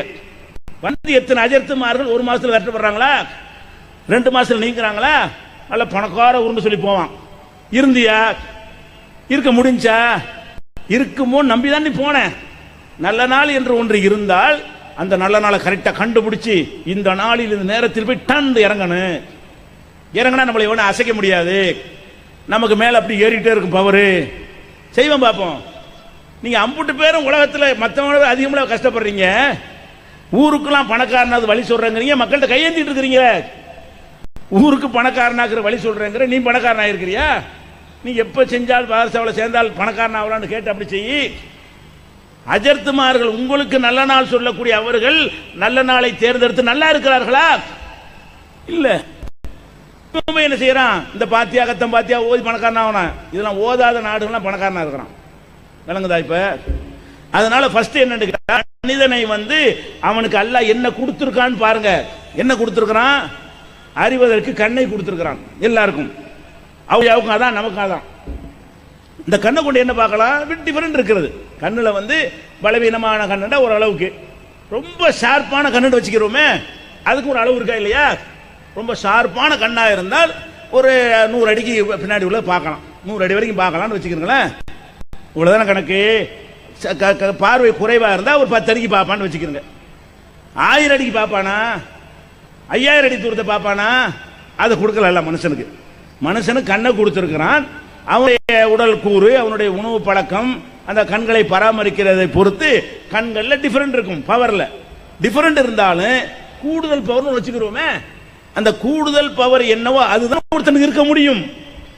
அதை தாண்டி இருக்க முடியுமா? எந்த மனுஷனுக்காவது முதுகுக்கு பின்னால் உள்ளது பார்க்கிற ஒரு மனுஷன் இருக்கிறான், கண்ணு இருக்கத்தான் செய்யுது. அந்த கண்ணை கொண்டு இதைத்தானே பார்க்க முடியும், இதை பார்க்க முடியாதுல்ல. என் முதுகுக்கு பின்னாடி ஒருத்தன் குத்த வந்தா பார்க்க முடியுமா? பார்க்க முடியாது. ஏன்? கண்ணு பின்னாடி பார்க்காது. இன்னும் சொல்ல போனா 2 கண்ணை கொண்டு 2 பேரை பார்க்க முடியாது. இந்த கண்ணு இப்படி மாறிக்கணும். வழங்குதா? 2 கண்கள் 2 காட்சி காண முடியுமான்னு படிக்கிறாங்க. 2 கண்கள் ஆயிருந்தாலும் என்ன செய்ய முடியாது? 2 காட்சி காண முடியாது. நான் இந்த கண்ணில் ஆம்பளை எல்லாம் பார்க்கறேன், இந்த கண்ணில் பொம்பளை பார்க்கறேன்னு முடியாது. இப்படி போக அது வந்துடும். அப்படி பார்த்தா நாங்கள் திரும்பிக்கணும். வழங்குதா? 2 கண்ணும் சேர்த்து இந்த பக்கம் அவர் இந்த பக்கம் பார்த்து பாருங்களேன், முயற்சி பண்ணி பாருங்களேன். ஒரு கண்ணை கூட என்ன பாருங்க, ஒரு கண்ணை அவர் பாருங்க பார்ப்போம். இயலாது. அப்ப 2 கண்ணை கொண்டு 2 கூட பார்க்க இயலாது உனக்கு. இதான் உன்னுடைய கண். எவ்வளவு பவர்ஃபுல் கண்ணா இருந்தாலும் சரி, எவ்வளவு பவர்ஃபுல்லான கண்ணா இவ்வளவுதான கண்ணு. இவன் என்ன செய்யறான்டா, ஆட்டை காணாமட்டு போனீங்கன்னா வெத்திலை எடுத்து மைய தடவிக்கிட்டு இந்த ஆடு மாயவரம் பஸ் ஸ்டாண்ட் நிக்குதுன்றான். இது இங்க உட்கார்ந்துருக்கிறான். மாயவரம் பஸ் ஸ்டாண்ட் எங்க இருக்குது? இங்க உட்கார்ந்து வெத்திலை மைய தடவி போட்டு இந்த ஆடு மாயவரம் பஸ் ஸ்டாண்ட்ல இருக்குன்றான். சரின்னு சொல்லி சொல்ல கேட்ட கார் எடுத்துட்டு போய் பார்த்தா இல்ல. கேட்டீங்கன்னு வைங்களேன், நான் சொல்லும் போது இருந்துச்சு, நீ இப்ப போனி அதுக்குள்ள எங்க போயிருக்கும்? நான் மை போட்டு பார்த்து சொன்ன அந்த நேரத்தில் பார்த்திருந்தால் இருந்திருக்குன்றான். இது கடை ஏமாத்தினா இல்லையா? இவன் திருட்டு போய் தானே, ஏமாத்து ஃப்ராடு தானே இவன். இந்த மாதிரி ஒருவனை போய் காணா போன அவன்கிட்ட போறீங்க, வைத்த வழினா அவன்கிட்ட போறீங்க, வெளிநாட்டுக்கு போகலாமா வேணாமா அவன்கிட்ட போறீங்க. இந்த பொண்ணுக்கு மாப்பிள்ளைக்கு பொருத்தமா இருக்குமா இருக்காதா அது எப்படி உனக்கு தெரியும்? ஒரு பொண்ணை மாப்பிள்ளை கல்யாணம் பண்ற பேசுறாங்க, அது பொருத்தம் நீ என்னடா பாக்குற? பொருத்தம் இந்த மாதிரி இருந்தா இந்த மாதிரி இருக்குன்னு குர்ஆன்ல சொல்லப்பட்டிருக்கா? இன்ன உயரத்துக்கு இன்ன உயரத்து பெண்ணு, இந்த கலருக்கு இந்த கலரு பெண்ணு, இந்த குலத்துக்கு இந்த குலத்து பொண்ணு, இந்த மாதிரி கண்ணு இருந்தா இந்த மாதிரி கண்ணு உள்ள பொண்ணு, இப்படிதான் இருக்குதா? அவர்கள் மனம் ஒப்பி போனா போய்கொண்டே இருக்கும். மனம் ஒப்பா விட்டால் 74 பொருத்தம் பார்த்தாலும் 3ஆம் நாள் விவாகரத்து தான், பஞ்சாயத்து தான், அம்மா வீட்டுக்கு போறேன்ருவா. நீ எல்லாம் பொருத்தம் பார்த்து நடத்தின கல்யாணத்தை டைவர்ஸில் கோர்ட்ல கேஸ் நடக்குது. எந்த கல்யாணத்துக்கு பொருத்தம் பார்க்கல? எல்லா கல்யாணத்துக்கும் பொருத்தம் பார்க்குறீங்க. அவங்களுக்கு பொருத்தமா இருக்கிறவங்க மட்டும் பொருத்தமா இருக்காங்களே தவிர பார்த்து அம்புட்டு பேர் நல்லாவா இருக்கிறாங்க? இல்ல, பொய். அப்ப நன்றாக தெரிகிறது பச்சை பொய் என்று சொல்லி. ஒரு மனிதனுடைய அந்த அவனுக்கு உரிய ஆற்றல், இந்த பார்க்கிற ஆற்றல் இருக்குதே, அது கணிக்கிற அறிகிற ஆற்றல், அறிகிற ஆற்றலை அளவுக்கு அதிகமான ஆற்றல் இருப்பதாக நீங்க என்ன செய்றீங்க? நம்புறீங்க. அவருடைய காதுக்கு அபரிம அவுளியான என்ன செய்வாரு? அவர் என்ன சொல்ல போனா சில சைத்தான இருந்தாங்க அவுளியாங்கிற பேர்ல. இந்த பக்தர்லாம் வந்துருவாங்க ஆசி வாங்குறதுக்கு. அவங்கள வச்சுக்கிட்டு என்ன செய்வாங்க? அல்லாட்ட பேசுவாங்க. நடிக்கிறது என்ன அல்லாட்ட பேசிட்டு இருக்காரு, இவனு கூப்பிடு தலை என்ன ஆசி வழங்கணுமா, இரு வர்றேன், அல்லாஹ் என்ன சொல்றான், இப்படி பேசுவாங்க. தெரிஞ்சவருக்கு மெசேஜ் வந்துருச்சான். அப்ப எவ்வளவு பெரிய அயோக்கியத்தை பண்றான். அவனுடைய பார்வை அல்லாட்ட மெசேஜ் நபிமானது யாருக்கா வருமா? இறை தூதர்களை தவிர யாருக்கு என் சொல்ல கேட்க போறியா, அவன் சொல்ல கேட்க போறியா? அவன் சொல்லை கேட்டால் என் சொல்ல கேட்கல. அப்ப முகம்மதுக்கு அருளப்பட்டதை மறுத்துட்டாண்டா எவ்வளவு பெரிய குற்றம். முஸ்லீம் இல்லைன்னு அர்த்தங்க. நீங்க ஜோசியக்காரன், பால் கித்தாப்பு, நல்ல நாள் கெட்ட நாள் இதெல்லாம் போனீங்கன்னு வைங்க, இதெல்லாம் என்ன அர்த்தம்? ரசூலுல்லாவை மறுக்கிறீங்க, ரசூலுல்லாவுக்கு அருளப்பட்ட மார்க்கத்தை மறுக்கிறீங்க. அப்ப ஃபக்கத் கஃபர பிமா உன்சில அலா முஹம்மத், முஹம்மதுக்கு அருளப்பட்ட மார்க்கத்தை அவன் மறுத்து விட்டான், நிராகரித்து விட்டான். கட்டும் வார்த்தையை அல்லாஹ்வுடைய தூதர் சொல்கிறார்கள். அப்ப இது ஒரு விஷயத்தை நீங்க விளைக்கணும். எந்த நல்ல நாள் கெட்ட நாள் எவன் சொன்னாலும் சரி, அதை நீங்கள் நம்புவதாக இருந்தால் அவனை அல்லாஹ் ஆக்கி விட்டீர்கள், வழிபடுகிறீர்கள். அல்லாஹ்வுக்குரிய அந்த இல்மை, அந்த ஞானத்தை அவனுக்கு பங்கு போட்டு கொடுக்கிறீர்கள், இணை கற்பிக்கிறீர்கள், தனி மனித வழிபாடு செய்கிறீர்கள் என்று அர்த்தம். இன்னும் சொன்ன அடிப்படையை நான் சொல்றேன், நல்ல நாள் கெட்ட நாள் நான் ஒன்னு கேட்கிறேன். இது குர்ஆன் அறிவு கூட வேண்டியதில்லை, ஹதீஸ் அறிவு கூட வேண்டியதில்லை. நல்ல நாள் ஒன்று இருக்குதா? கொஞ்சம் சென்ஸ் இருக்கா உங்களுக்கு? சிந்திச்சு பாருங்களேன். நல்ல நாள்னா என்ன அர்த்தம்? அந்த நாளில் எல்லாமே நல்லதா நடந்தா நல்ல நாள். கெட்ட நாள் என்ன அர்த்தம்? அந்த நாளில் எல்லாமே கெட்டதா நடந்தால் கெட்ட நாள். நல்ல நேரம் என்ன அர்த்தம்? அந்த நேரத்தில் நடப்பது எல்லாமே நல்லது, நல்ல நாள் சொல்லலாம், நல்ல நேரம். கெட்ட நேரம் என்ன அர்த்தம்? அந்த நேரத்தில் ஒரு நல்லது நடக்காது, இது கெட்ட நேரம். இப்ப நான் கேட்கிறேன், இந்த ஒரு செகண்ட் சொல்லிட்டேன்னா உலகத்தில் என்ன நடக்குன்னு பாருங்க. அல்லாஹ்வுடைய ரசூல் கல்யாணம் பண்ணாங்களா இல்லையா? நல்லா இருந்தாங்களா இல்லையா? மூட நம்பிக்கைன்னு உடைச்சுக்காங்களா இல்லையா? அப்ப சபர் மாசம் கல்யாணம் பண்ண மாட்டேங்கிறீங்க, இந்த மாசம் வளர்பிறையில தான் பண்ணுவேன், தேய்பிறையில தேய்ஞ்சிட்டே போயிருமா? பிறை தேயவா செய்தியா? அறிவு வேணாம். பிறை தேயுமா? பாதி பிறையா இருக்கு, இந்த திருக்கு பாதி பாதியாது. பிறை அதே சைஸ் தான். பிறை அந்த என்ன சைஸில் அல்லாஹ் படைத்தானோ அந்த சைஸ் தான். பாதி பிறையில வெளிச்சம் படுது, சூரிய வெளிச்சம் ரிஃப்ளெக்ட் ஆகுது, அது பாதி தெரியுது. இன்னொரு பாதியில சூரிய வெளிச்சம், அந்த பக்கம் சூரிய இருக்குன்னு அர்த்தம். இந்த வெளிச்சம் இருக்கு பாருங்க, நேர மேல இருக்கு பாருங்க பிறை. இந்த பிறைக்கு அந்த சைடுல இருந்து சூரியன் இருக்குது, இப்படி அடிக்குது வெளிச்சத்தை, இதுல பட்டு ரிஃப்ளெக்ட் ஆகுது. அந்த பாதி என்ன செய்யுது உங்களுக்கு? பிறையா தெரியும். பிறை தேயல, பிறையில் படுகிற வெளிச்சம் எவ்வளவுக்கு படுகிறதோ அந்த அளவுக்கு உங்களுக்கு கண்களுக்கு தெரியும். இவன் தேய் பிறையாம், பிறை தேயுதுல நம்மளுக்கு தேஞ்சிரும், வியாபாரம் பண்ணக்கூடாது. முதல் தேயவே இல்லை, தேஞ்சு போயிட்டு வேற புதுசை உண்டாக்குறான். அல்ல ஒன்னாம் தேதி கொஞ்சம் சுரண்டி எடுத்துட்டு, ரெண்டாவது சுரண்டி விட்டு, மூணாவது சுரண்டி எடுத்துட்டு புதுசா ஒன்னு கூட வைக்கிறானா? அது தேய்வதும் இல்லை, வளரும் இல்லை. அதனுடைய வெளிச்சம் படுகிறதை பொறுத்து நம்ம கண்களுக்கு போனா எல்லா காலத்திலும் பாதி நிலவு வெளிச்சமாக இருக்கும், பாதி நிலவு இருட்டாவே இருக்கும். மேலே ஏறி பார்த்தால் நம்ம டைரக்ஷன் மாத்திட்டு தெரியல. ஒரு உருண்டை இருக்குங்க, ஒரு உருண்டை, பூமி உருண்டை, இந்த பக்கம் வெளிச்சம் அடிக்கிறீங்க, பாதியில் வெளிச்சம் படும்ல. எந்த உருண்டைக்கும் பாதி இருட்டு பாதி வெளிச்சம் தானே. ஒரு உருண்டை எடுத்துக்கிட்டீங்கன்னா, லைட் அடிச்சிங்கன்னா இந்த பக்கம் பூரா வெளிச்சம் அடிக்கும், இந்த பக்கம் அடிக்காது. அடிக்கிற பக்கம் பகல், அடிக்காத பக்கம் இரவு. அப்ப நிலவுல பார்த்தீங்கன்னா பாதி நிலவுக்கு வெளிச்சம் இருக்கிறது, ஆனா காவாசி தான் உங்க கண்ணுக்கு இப்ப தெரியுது. பௌர்ணமி அன்னைக்கு தான் பாதி நிலவுக்கு தெரியுது, பாதி தான் முழுசுமா உங்களுக்கு தெரியுது. அப்ப பிற வளருதா? பிற தேயுதா, சரி ஒரு பேச்சுக்கு வச்சுக்கிறோம், பிற வளரவே செய்யட்டுமே, அதுக்கும் உன் காசு வளர்றது என்ன சம்பந்தம்? அது வளர்ந்தா உடக்கிறடா, அட பெரிய வளருதுன்னு வச்சுக்கிறோம், வளரத்தான் செய்யுது, போ தேயத்தான் செய்யுது. பிற வளர்ந்தால் எனக்கு வயிற்றுல புள்ள வளர்ந்துருமா? பிற தேஞ்சா உன் வியாபாரம் தேஞ்சிருமா? அதுக்கு என்ன கனெக்ஷன்? அதனோட நமக்கு என்ன தொடர்பு, என்ன சம்பந்தம்? அது ஒரு கோள், அது ஒரு துணைக்கோள், சூரிய பூமியுடைய துணைக்கோள், அதனுடைய வேலையை செஞ்சுக்கிட்டு இருக்கிறது, அவ்வளவுதான். இதுக்கு மனிதனுடைய எதிர்காலத்துக்கு என்ன சம்பந்தம்? அப்ப வளர்பிள்ளை செய்யாத, தேய்பிறை செய்யாத, பொன் கிடைச்சாலும் புதன் கிடைக்காதான். எப்படி எதையும் புதன்கிழமை எல்லாம் செய்யணுமா? தங்கம் பொண்ணுட தங்கம் கூட கிடைச்சிருக்கு, புதன் கிடையாது, வார வாரம் கிடைக்குத, பொண்ணு கிடைக்காதாங்க புதன்கிழமை, வார வாரம் வரல புதன்கிழமை நல்ல காரியம் செய்யணும் பழமொழி வச்சுக்கிறாங்க. பொன் கிடைச்சாலும் கிடைக்காது, புதன் வந்து 5 நாள் 6 நாள் காத்திருந்தா கிடைச்சிட்டு போகுது, புதன்ல தான் செய்யணும் அப்படிங்கிறாங்க. செவ்வாய் வருவாய், அடுக்குமொழி, செவ்வாய் வருவாய், செவ்வாய் இந்த வார்த்தையில வருவாய்டா ஒண்ணுமில்ல ஆயிருமா? எல்லாம் உடைங்க, செவ்வாய்க்கிழமை கல்யாணம் பண்ணுங்க எல்லாரும் போய் உடைக்கணுவீங்கள, சபர் மாதத்தில் யாருக்கு எந்த கேடும் வராது. உடைக்கிறதா இருந்தால் நாங்கள் இந்த மூட நம்பிக்கையை நம்பவில்லை என்று சொன்னால் தேர்வு ரசூலுல்லாஹ் எப்படி சவ்வாலை தேர்வு செஞ்சு கல்யாணம் பண்ணை காட்டி மூடித்தார்களோ, இவன் எந்த மாசத்துல கெட்டதுங்கிறானோ, எந்த நாளில் கெட்டதுங்கிறானோ அந்த நாள்ல செஞ்சு காட்டி உடை. ஆக கேட்டா இந்த மனிதனை வந்து தெய்வ அம்சம் பொருந்தியவனாக நினைப்பது, வழிபடுவது என்பது அவனுடைய அறிவை, எதிர்காலத்தை அறிகிறான் நினைக்கிறீங்களே, அங்க ஆரம்பிக்கிறது. இது ஒன்னாச்சா, இதை ஒட்டி தான் எக்கச்சக்கம் குறைஞ்சு போச்சு. இன்னொன்னு என்னன்னு கேட்டா, ஒரு மனுஷன் எடுத்துக்கிறங்க, அந்த மனுஷனுக்கு வந்து அவனோட உடம்பு கொண்டு ஒன்று இருக்குது, ஒரு சூடான உடம்பு வைங்க, சூடான உடம்பை தொட்டா சுடும்.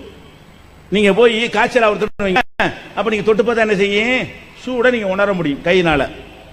குளிர்ச்சியான உடம்பா இருக்குன்னு வைங்க, அப்பதான் குளிச்சுட்டு வந்தான்னு வைங்க, அதை தொட்டிங்கன்னு சொன்னா இருக்கும். 18 டிகிரி ஏசியில் உட்கார்ந்துட்டு வெளியே வந்தான்னு சொன்னா உடம்பு தொட்டா என்ன செய்யும்? ஜில்லுன்னு இருக்கும்.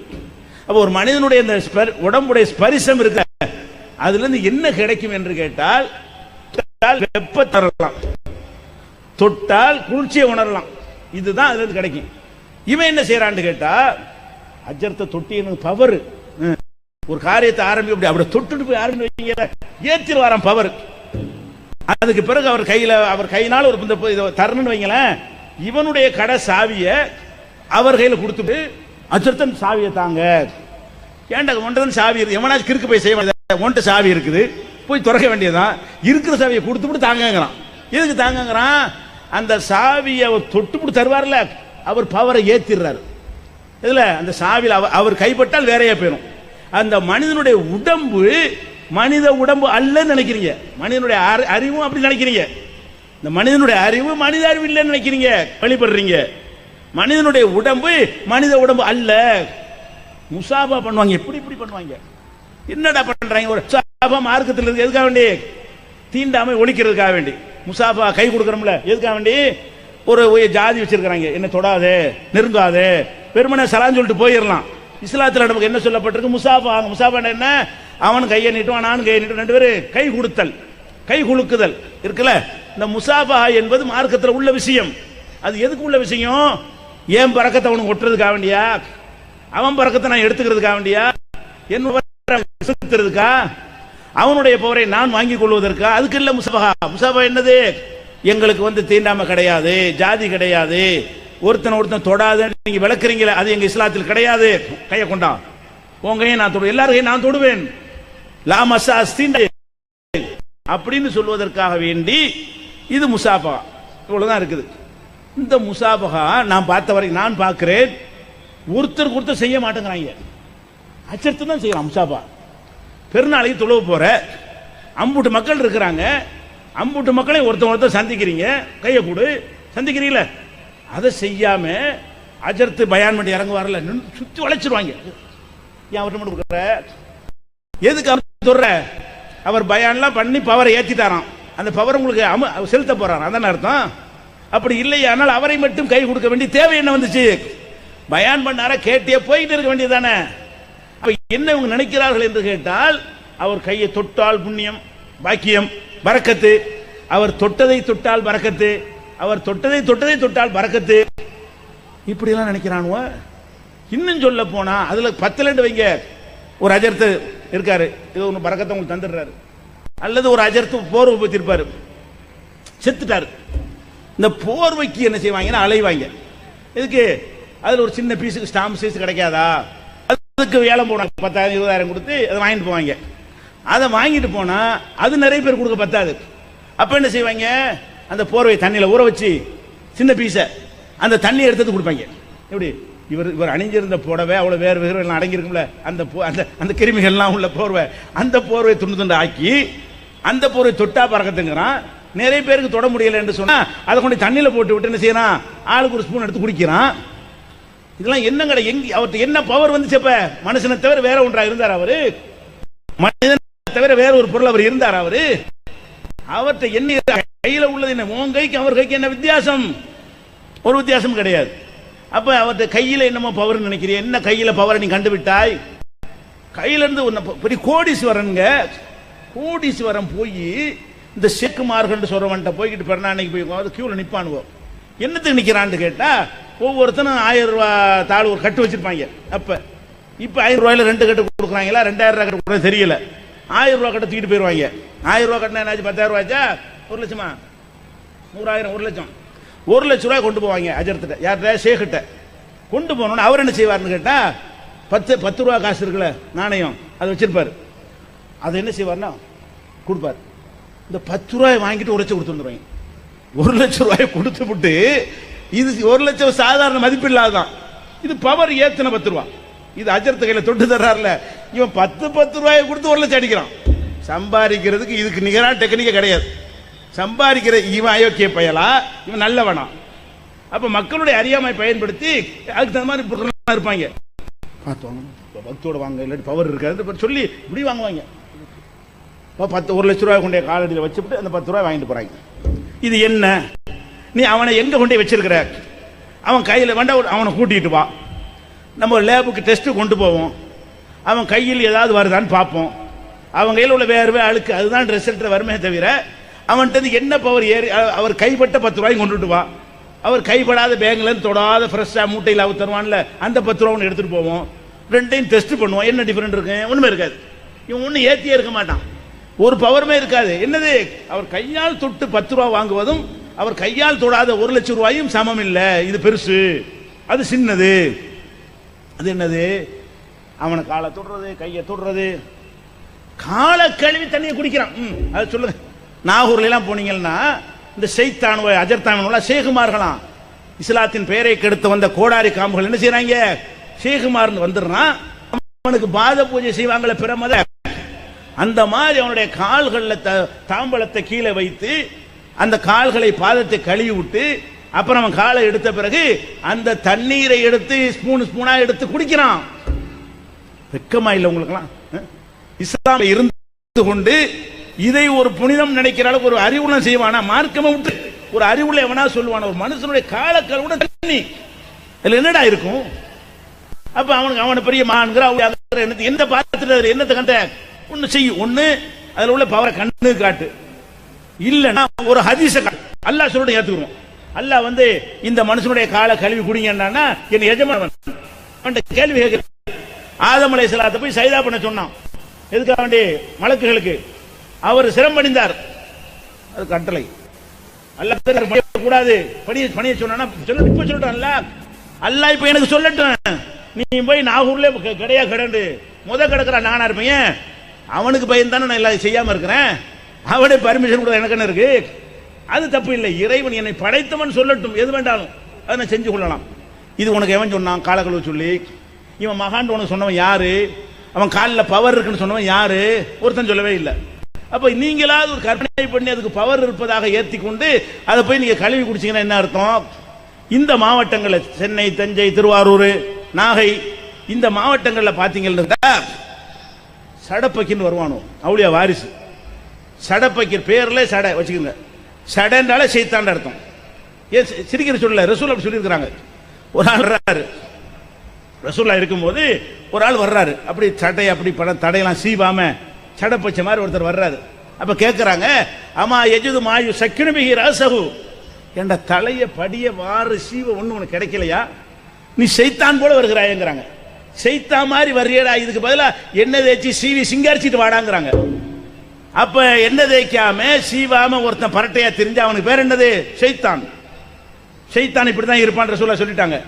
அந்த மாதிரி பரட்டை வர்றான், ஷைத்தான் வர்றான். அவளுக்கு பேர் சடப்பக்கீர் அவுலியா. யாரு? சடப்பக்கீர் சாக்கண்டு வர்றாங்க. எதுக்கு? குளிச்சு 10 வருஷம் குளிச்சே இருக்க மாட்டாங்க. தலைக்கு எண்ணெய் வச்சு 5 வருஷம் சீவியே இருக்க மாட்டாங்க. அப்படி திப்பி திப்பியா ஒண்ணு முடியோட முன்ன ஒட்டி போய் 1 லட்சம் முடியும் ஒரு முடியா இருக்கும். அந்த மாதிரி ஒரு 7-8 துண்டா தொங்கப்படி.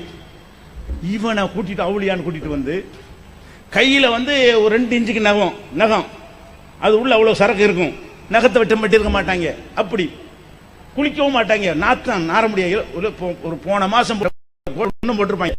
உள்ளக ஒரு சட்டைக்கு மேல சட்டைக்கு மேல சட்டை போட்டு அவ்வளவு வேர்வை நல்லா ஃபார்ம் ஆயில செய்யும். உள்ளக அவ்வளவு கிருமியெல்லாம் அப்படி ஆட்டம் போட்டுட்டு இருக்கும். அந்த கோலத்தில் வருவார். வந்தாருன்னு சொன்னா ஆடு மாடு கோழி பிள்ளை எல்லாம் அவுளியாக்கள் இருக்கான்னு கேட்டுட்டு வருவார். தெருவில் கத்திட்டு வருவார். இங்கே பொம்பளை எல்லாம் வாசல் எங்க வீட்டுல வாங்க, எங்க வீட்டுக்கு வாங்க, வாங்கி என்ன செய்வாங்கன்னு கேட்டா அவன் வீட்டுல ஒரு பிள்ளையை எடுத்து அவங்கிட்ட கொடுத்துடுறது. யார்கிட்ட? சடப்பைக்கிட்ட. அவுளியாவை கொடுத்து விட்டோம். கொடுத்துட்டு என்ன செய்வாங்கன்னு கேட்டா ஒரு 2 தெருவை சுத்தி விட்டு வந்து பிள்ளைய தருவாங்க. காசு கொடுத்து வாங்கிடுவாங்க. இப்ப அவுளியா பிள்ளைய ரிட்டர்ன் ஆகுது. அவங்க பிள்ளையா வெளியே போனது. இப்ப என்ன வருது? அவுளியாவின் ஆசி பெற்ற பிள்ளையாக வீட்டுக்குள்ள வருதான். பிள்ளைக்கு பிரச்சனை வந்துச்சுன்னு சொன்னா அவுளியாவுக்கு பிள்ளையை கொடுத்து விடுவது, அவுளியாட்ட இருந்து விலைக்கு வாங்கி கொள்வது அப்படின்னு ஒரு கான்செப்ட் தான் இது. அந்த அடிப்படையில் என்ன செய்யறாங்க? இவங்க பிள்ளைய விற்கிறாங்க. யார்கிட்ட? இந்த சடப்பைக்கிட்ட. இவன் 2 தடவை சுத்திட்டு வந்து பிள்ளை வேணுமா பிள்ளைன்னு கேட்பானா? எவ்வளவு? 1 லட்ச ரூபா கொடுங்க, 10,000 கொடுங்க. இந்த 10,000 ரூபா வாங்குற கால டெக்னிக் கண்டுபிடிச்சிருக்காங்க. அவுளியாவிட்ட வாரிசு கொடுத்துட்டோம், நான் ஒரு 2 வாரிசு வாங்கிட்டு போயிட்டாங்க. இதாச்சா? அது பத்தாது, சாப்பிட கூப்பிடுவாங்க. போட்டு எங்க வீடு ஒரு வேளை தான் சாப்பிட முடியும். பகலைக்கு சாப்பிட கூப்பிட்டா ஒரு வீட்டில் சாப்பிட முடியும். 72 வயரா இருக்கிறது. அப்ப 50 பேர் கூப்பிட்டுருப்பாங்க. 50 வீட்டை சாப்பிட இயலுமா? சரின்றுவானுங்க. 50 வீட்டில் கூப்பிட்டாலும் சரின்றுவாங்க. ஏன்? அதுல ஒரு விஷயம் இருக்கு. வீட்டில் போய் என்ன செய்யறது? சாப்பிடன்னு உட்கார்றது. உட்கார்ந்து அந்த கையில உள்ள அந்த கிருமிகள்லாம் பிசைஞ்சு சாப்பாட்டில் வச்சு ஒரு வாய் போட்டுட்டு அதுக்குள்ள காணிக்கைத்தாங்கன்னு வந்துருவார். இந்த சோத்தை தவறுக்குன்னு எல்லாவோட பங்கு இறக்கிட்டு போயிட்டார். சரக்கையெல்லாம் எது கையில உள்ள அழுக்குகளுக்கெல்லாம் இறக்கிட்டார் பாருங்க. இந்த சரக்க இது புனித பொருள் நினைத்து கொண்டு வீடு வீடுக்கெல்லாம் சப்ளை பண்றாங்க. எதை? இந்த நாத்தம் முடிச்ச சோறை. இதை திங்கலாமான்னு நீங்க சோதனை கொடுத்து கொண்டு போனீங்கன்னா இது உண்பதற்கு ஏற்றது அல்லன்னு வரும் ரிப்போர்ட். இது சோதனை கூடத்தில் கொண்டு போய் கொடுத்தீர்களே, ஆனால் இது உண்பதற்கு ஏற்ற உணவு அல்லன்னு ரிப்போர்ட் வரும். அது பறக்கத்தா? இவன் கையை போட்டு பிசைஞ்சா பறக்கத்தா? அப்ப அந்த மாதிரி வந்து 50 வீட்டுக்கு போயிருவான். 50 வீட்டுல சாப்பிடுவான். சாப்பிட மாட்டான். பிசைகிறதுக்கு தான், பிசைஞ்சு வச்சுட்டு வர்றதுக்கு தான். இந்த நத்தம் பிடிச்சவங்க கையில பிசைஞ்சதை வந்து பறக்கத்தின சாப்பிடுறீங்களே, இது இஸ்லாமா? அவனை என்னவா நீங்க நினைக்கிறீங்க? உங்களை போன்ற மனுஷன் நினைக்கிறீங்க. உங்களை போன்ற மனுஷனை விட மட்டவன். ஏன்? நீங்க தினம் குளிப்பீங்க, தினம் 2 தடவை குளிக்கிறவங்க இருப்பீங்க. இவன் குளிச்சு 6 மாசம், குளிச்சு 1 வருஷம் ஆகுது. நகம் வெட்டலன்னா ரசூலுல்லாஹ் சொல்லிருக்காங்க, நகம் 40 நாள்ல வெட்டணும் இருக்குல்ல. இவன் நகம் வெட்டினானா? தலையை சீவுனானா? இதுல முக்காவாசி அவுளியாவுக்கு அடையாளம். அவுளியா வாரிசு செய்வாங்க, பீடி இழுத்துட்டு வருவாங்க. பள்ளிவாசல்ல இவங்களை தங்க வச்சு போடுவாங்க. பள்ளிவாசல்ல இக்காமத்து சொல்லி பள்ளிவாசல்ல தொழுகை நடக்கும். உட்கார்ந்துருப்பாங்க வெளியில, வெளிப்பள்ளியில் உட்கார்ந்துருப்பான். யாரு? அவுளியா வாரிசு. அவுளியா வாரிசுக்கு தொழுகை கல்வி தொழுகையாம், கல்பால தொழுவாகலாம். நீங்க எல்லாம் ஆர்டினரியான மக்கள், அவங்க வந்து விசேஷமான மக்கள். அவங்க என்ன செய்வாங்க? கல்பு நாள், கல்வி நமாஸ், தில்கி நமாஸ் அதுக்கு பேரு. நாங்களாம் தில்கி நமாஸ் பண்ண போறோம். தில்னா கல்பு, கல்பு நமாஸ் பண்ண போறோம்ன்றாங்க. பள்ளிவாசல் உட்காந்து அங்க அஜர் தெரியுமா இக்காம சொல்லி தொழுதுட்டு இருப்பாரு. இவன் பள்ளிவாசல் உட்காந்து ஓரத்தில் உட்காந்து பீடி அடிச்சு உட்காந்து கஞ்சா அடிச்சு பீடி கஞ்சாவரம் வச்சிருப்பாங்க. பையன் பாத்தீங்கன்னா இதெல்லாம் என்னன்னு கேட்கிறேன். ஒரு மனிதனை மனுஷன் கூட விளங்காம உங்களோட கேவலமா இல்லையா அவன்? சுத்தம் சுகாதாரம் இஸ்லாங்கிறது. அடே நம்ம உலகத்துல எவனாச்சு 5 தடவை முகத்தை கழுவுன்னு சட்டம் போட்டிருக்கான். குறைஞ்சபட்சம், மேக்சிமம், மினிமம். குறைஞ்சது என்ன செய்யறது? 5 வேளை தொழுகை. காலையில் ஒருக்கா கழுவுறோம். நம்ம குளிக்கிறது தனி, நம்மளா கழுவி கொள்வது தனி. வணக்கத்திற்கு நம்ம என்ன செய்யறோம்? சுபுக்கு ஒருக்கா கழுவுறோம், லொஹருக்கு ஒருக்கா கழுவுறோம், கையை கழுவுறோம், எல்லாம் கழுவுறோம், பல்ல தீட்டுறோம், காலை கழுவுறோம், மர அசருக்கு ஒருக்கா போறோம், மர மகரிப்புக்கு ஒருக்கா. ஒரு நாளைக்கு 5 தடவை கால் மூஞ்ச கழுவணும்னு சட்டம் பல் துளக்கணும்னு சொல்லி இருக்கிற ஒரு மார்க்கத்தில் வந்துட்டு குளிக்காதவன் பல் வளர்க்க இவன்லாம் நல்லவனா? செய்தானா? இவன்லாம் இறை நேசனா? இவன் வந்து அவுளியாவா? இவனுக்கு பவர் இறங்குமா? அப்ப என்ன நம்முடைய என்ன எண்ணம்? நம்முடைய எண்ணம் என்ன? இந்த அவுலியான் வாரிசு நினைச்சிட்டோம்னா என்ன வேண்டாலும் அவருக்கு பவர் தொட்டா போதுன்னு நினைக்கிறீங்க. மனுஷனா பாருங்க. இன்னும் சொல்ல போனால் இது ஒரு வகையான சைத்தானுவ. இன்னும் சில பேர் இருக்கான் அவுலியான்னு சொல்லி, இவன் நல்ல காரியம்லாம் செய்வான். சில அவுலியாக்கள் அப்படி நீட்டா இருப்பாங்க, அப்படி வரல தூசி கூட இருக்காது. இந்த ட்ரெஸ்ஸை பார்த்தீங்கன்னா அது ஒன்று ஒரு லேட்டஸ்டான அவுலியா வருவாங்க. இவங்க சடப்பைக்கிற அவுலியா. இன்னும் சில பேர் என்ன செய்வாங்க, அந்த தலப்பா அப்படி வெளில தும்பப்பு மாதிரி வெளி வெளியேன்னு இருக்கும். ஜிப்பா போட்டான்னா நீளம் போட்டு அப்படி பார்த்தா என்ன செய்யும், கதை ஜெகஜோதியா இருக்கும். மூஞ்சலாம் அப்படி மினுமினுப்பா இருக்கும். அந்த மாதிரி உட்காந்துருப்பாரு. யாரு? இவர் ஷேக். இவருக்கு பவர் இருக்குன்றாங்க. என்னடான்னு கேட்டா இவர் ஆன்மீக சக்தி உள்ளவர், ரொம்ப பவரா உள்ளவர். என்ன பவர்? இவர் பவர்லாம் எப்படின்னு கேளுங்களேன். ஏதாவது போய் சொன்னீங்கன்னு வைங்களேன், வைத்த வலி சரியா போயிட்டோம் இவர் சொன்ன குணமாயிருமா. அப்ப இவருடைய பேச்சு மனிதன் பேச்சு அல்ல. ஏன் பேச்சு என்ன செய்யும்? ஒன்றும் செய்யாது. நீங்க பேசினா ஒன்றும் செய்யாது. என்ன செய்ய வேணும்னா, ஒருத்தனை திட்டுனீங்கன்னு வைங்க, செருப்படி வாங்கி தரும். அதான் இந்த பேச்சு என்ன செய்யும்? அறிவு கட்ட முட்டா போயில யார சொன்னு கேட்பான். இதுதான் பேச்சினால உள்ள ஒரு ரிசல்ட். ஒரு ஆளை பார்த்து நீ பணக்கார போயிடுவ ஆயிர முடியுமா, நீ நாசமா போயிடுவ ஆயிர முடியுமா, நீ ஏழையா போயிடுவ ஆயிர முடியுமா, உனக்கு புள்ள பிறந்துடும் ஆயிர முடியுமா. அப்ப இந்த வாயினால் வருகிற வார்த்தை கொண்டு ஏதாவது சக்தி இருக்கா? வார்த்தைக்கு சக்தி உள்ளவன் ஒரே ஒருவன் தான். இது ஆராத செய்யன் குன், அவன் யார் என்று சொன்னால் ஆகு என்று சொல்வான், குன் என்று சொல்வான். குன்னுடா என்ன? ஆகு, ஃபயகூன் ஆகிவிடும். ஆகுன்றவன் ஒரு மந்திரம் அவனுக்கு மட்டும்தான். காணா போனது காணா போய்விடும். உண்டாகு என்றால் உண்டாகிவிடும். உட்கார்ந்துட்டு உருட்டிட்டு செய்ய தேவையில்லை. அப்ப ஆகு என்ற ஒரு பணக்காரனை போடு ஒரு உத்தரவு தான். இந்த உலகம் உண்டானதே உத்தரவினால் தான் என்று விஞ்ஞானி கண்டுபிடிச்சிருக்கிறான். எந்த மெட்டீரியலும் இருக்கவில்லை. ஒரு அணு வெடித்தது. அந்த அணு கடுகை விட ரொம்ப சின்ன ஒரு அணுவு. அந்த அணு வெடித்து தான் இவ்வளவு பிரபஞ்சம் வந்திருக்கும் போது அது எப்படி வரும் கேட்டா ஒரு சத்தத்தின் மூலம் வெடித்ததுங்கிறான். அதான்டா குன், அதான் ஆகுங்கிற சத்தம். உங்களை எங்களையும் படைச்ச இறைவன் போட்ட குன் என்ற கட்டளையால் வெடித்து சிதறி இந்த பிரபஞ்சம் உண்டாயிருக்கிறது. இந்த சக்தி மனுஷனுக்கு நினைக்கிறிய? ஒரு மனுஷன் செய்யறான், பணக்காரன போயிருவிய, ஒன்னும் ஆயிருவியலாம், எவ்வளையா போயிருவிய, அவர் வாயில விழுந்துடக்கூடாது, சபிச்சா ஒண்ணும் இல்லாம ஆயிருவோம். சபிச்சாகன்னா எவன் ஜபிச்சாலும் ஒருத்தன் ஒண்ணும் இல்லாம போவானா? அப்படி அல்லாஹ் கொடுத்துருக்கிறான்.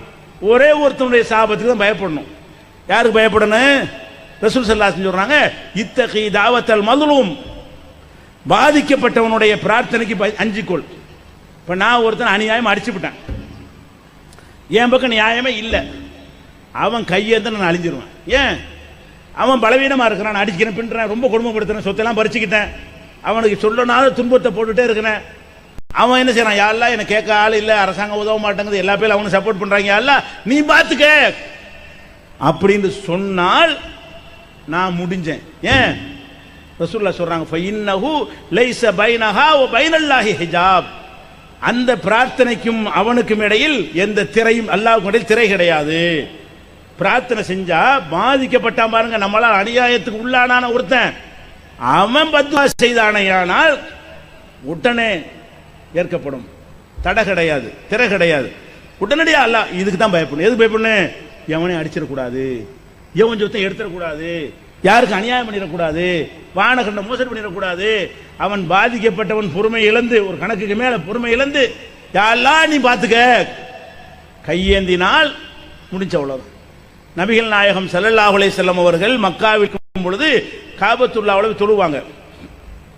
தொழுகும் பொழுது சஜிதாவில் இருக்கிற நேரத்தில் ஒட்டகத்தினுடைய குடலை, மாட்டு தூக்கும் குடல்னா அந்த சாணத்தை எடுக்காத குடல், சாணத்தோட இருக்கிற குடல்.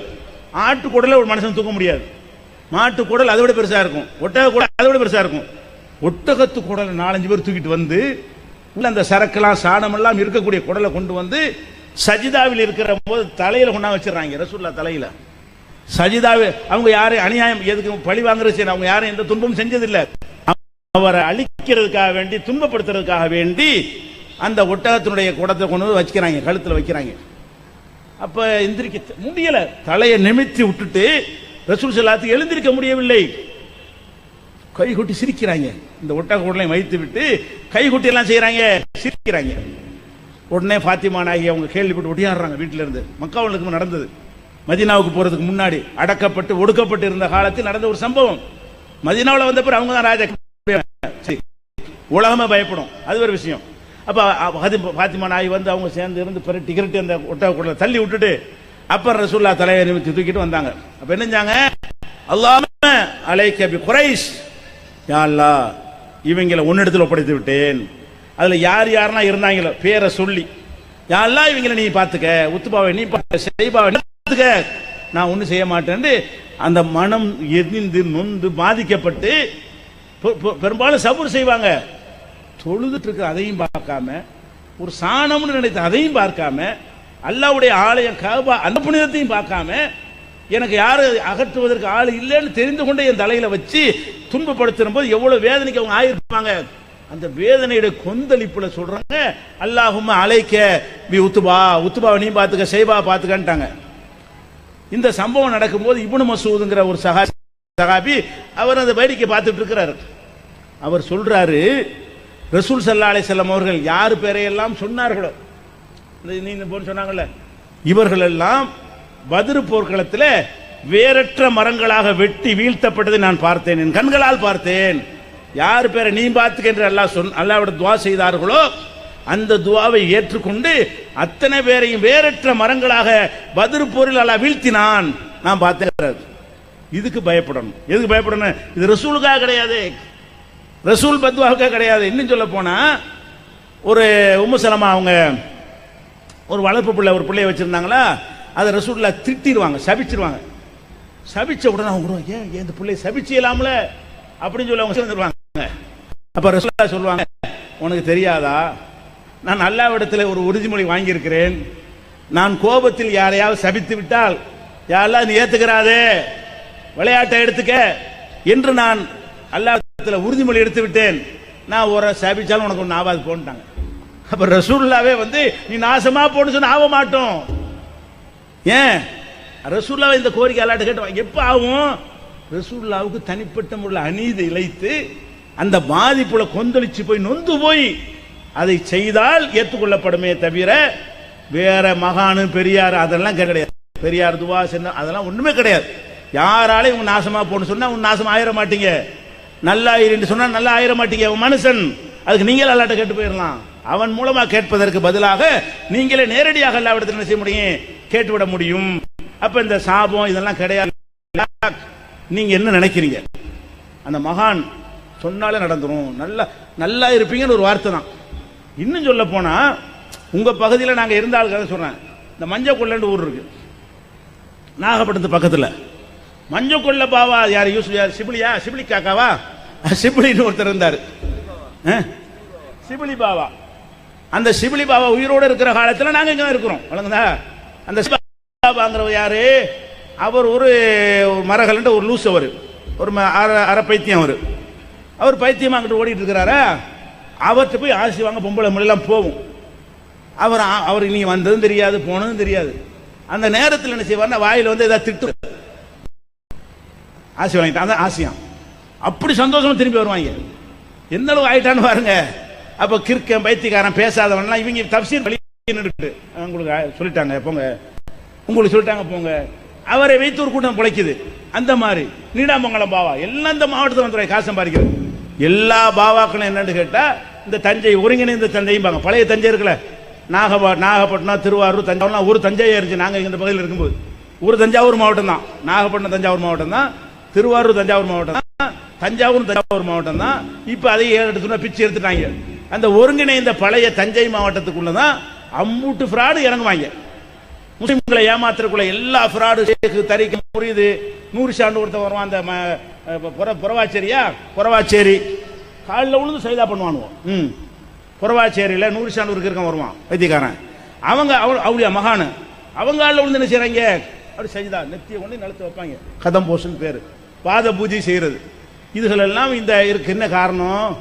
அந்த மனுஷனை பார்க்காம மனுஷனுக்கு மேம்பட்ட ஒரு பவர் அவன்ட்டு இருக்குதா செய்றீங்க நினைக்கிறீங்க. அப்படி எல்லாம் அல்ல யாருக்கு மாதிரியான பவர் கொடுக்கவே இல்லை. இதை விளைக்கணும். உங்களுக்கு என்ன முடியுமோ அதான் முடியும். இன்னும் சொல்ல போனால், உங்களை விட, எங்களை விட, என்னை விட, உங்களை விட இவங்க மகா கெட்டவங்க.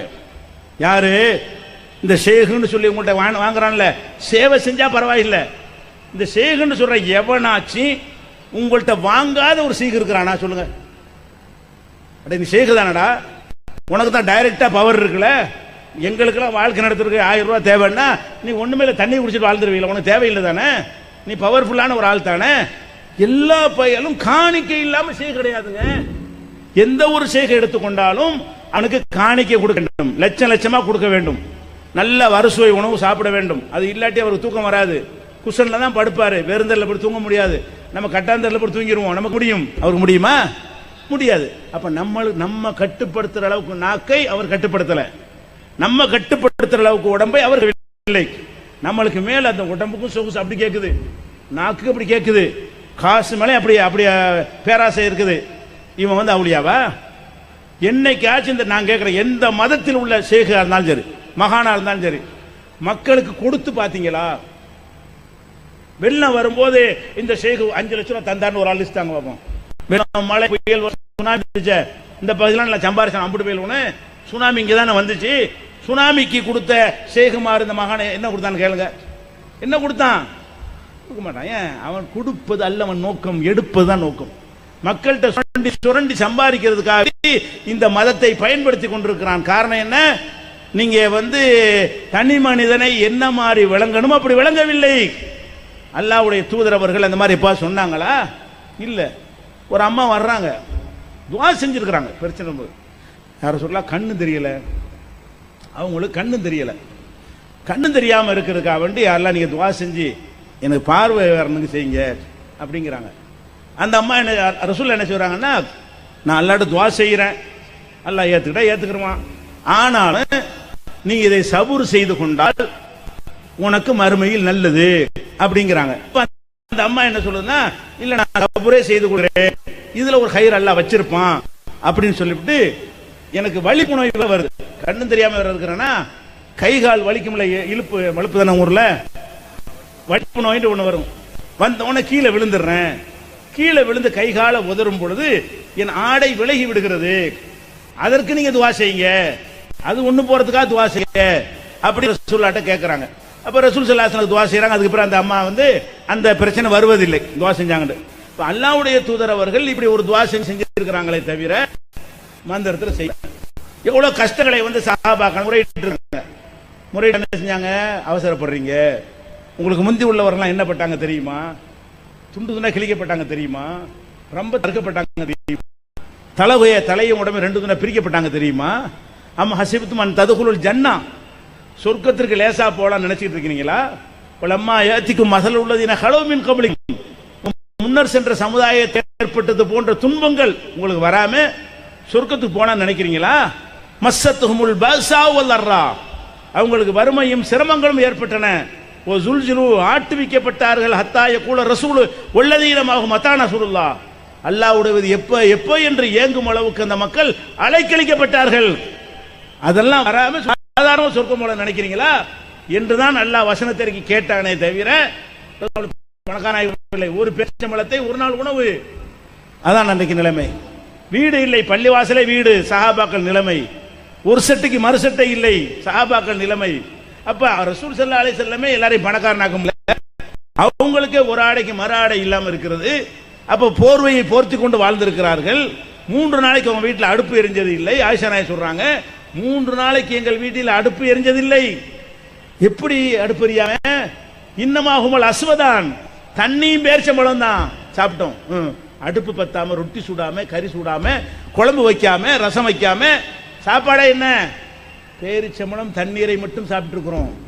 3 நாள் இல்ல, 3 மாசங்கிறாங்க. ஆயிஷா நாயகி சொல்றாங்க, ஒரு பிறையை பார்ப்போம், இன்னொரு பிறையை பார்ப்போம், இன்னொரு பிறையை 3 மாசம் ஆச்சு, ஒரு பிறையை பார்ப்போம், 1 மாசம் ஓடி போயிருமா, அடுத்த ஒரு பிறையை பார்ப்போம், அப்புறம் ஒரு பிறையை பார்ப்போம், மாதம் 3 ஓடிவிடும், வீட்டில் அடுப்பு பத்திருக்க மாட்டோம்.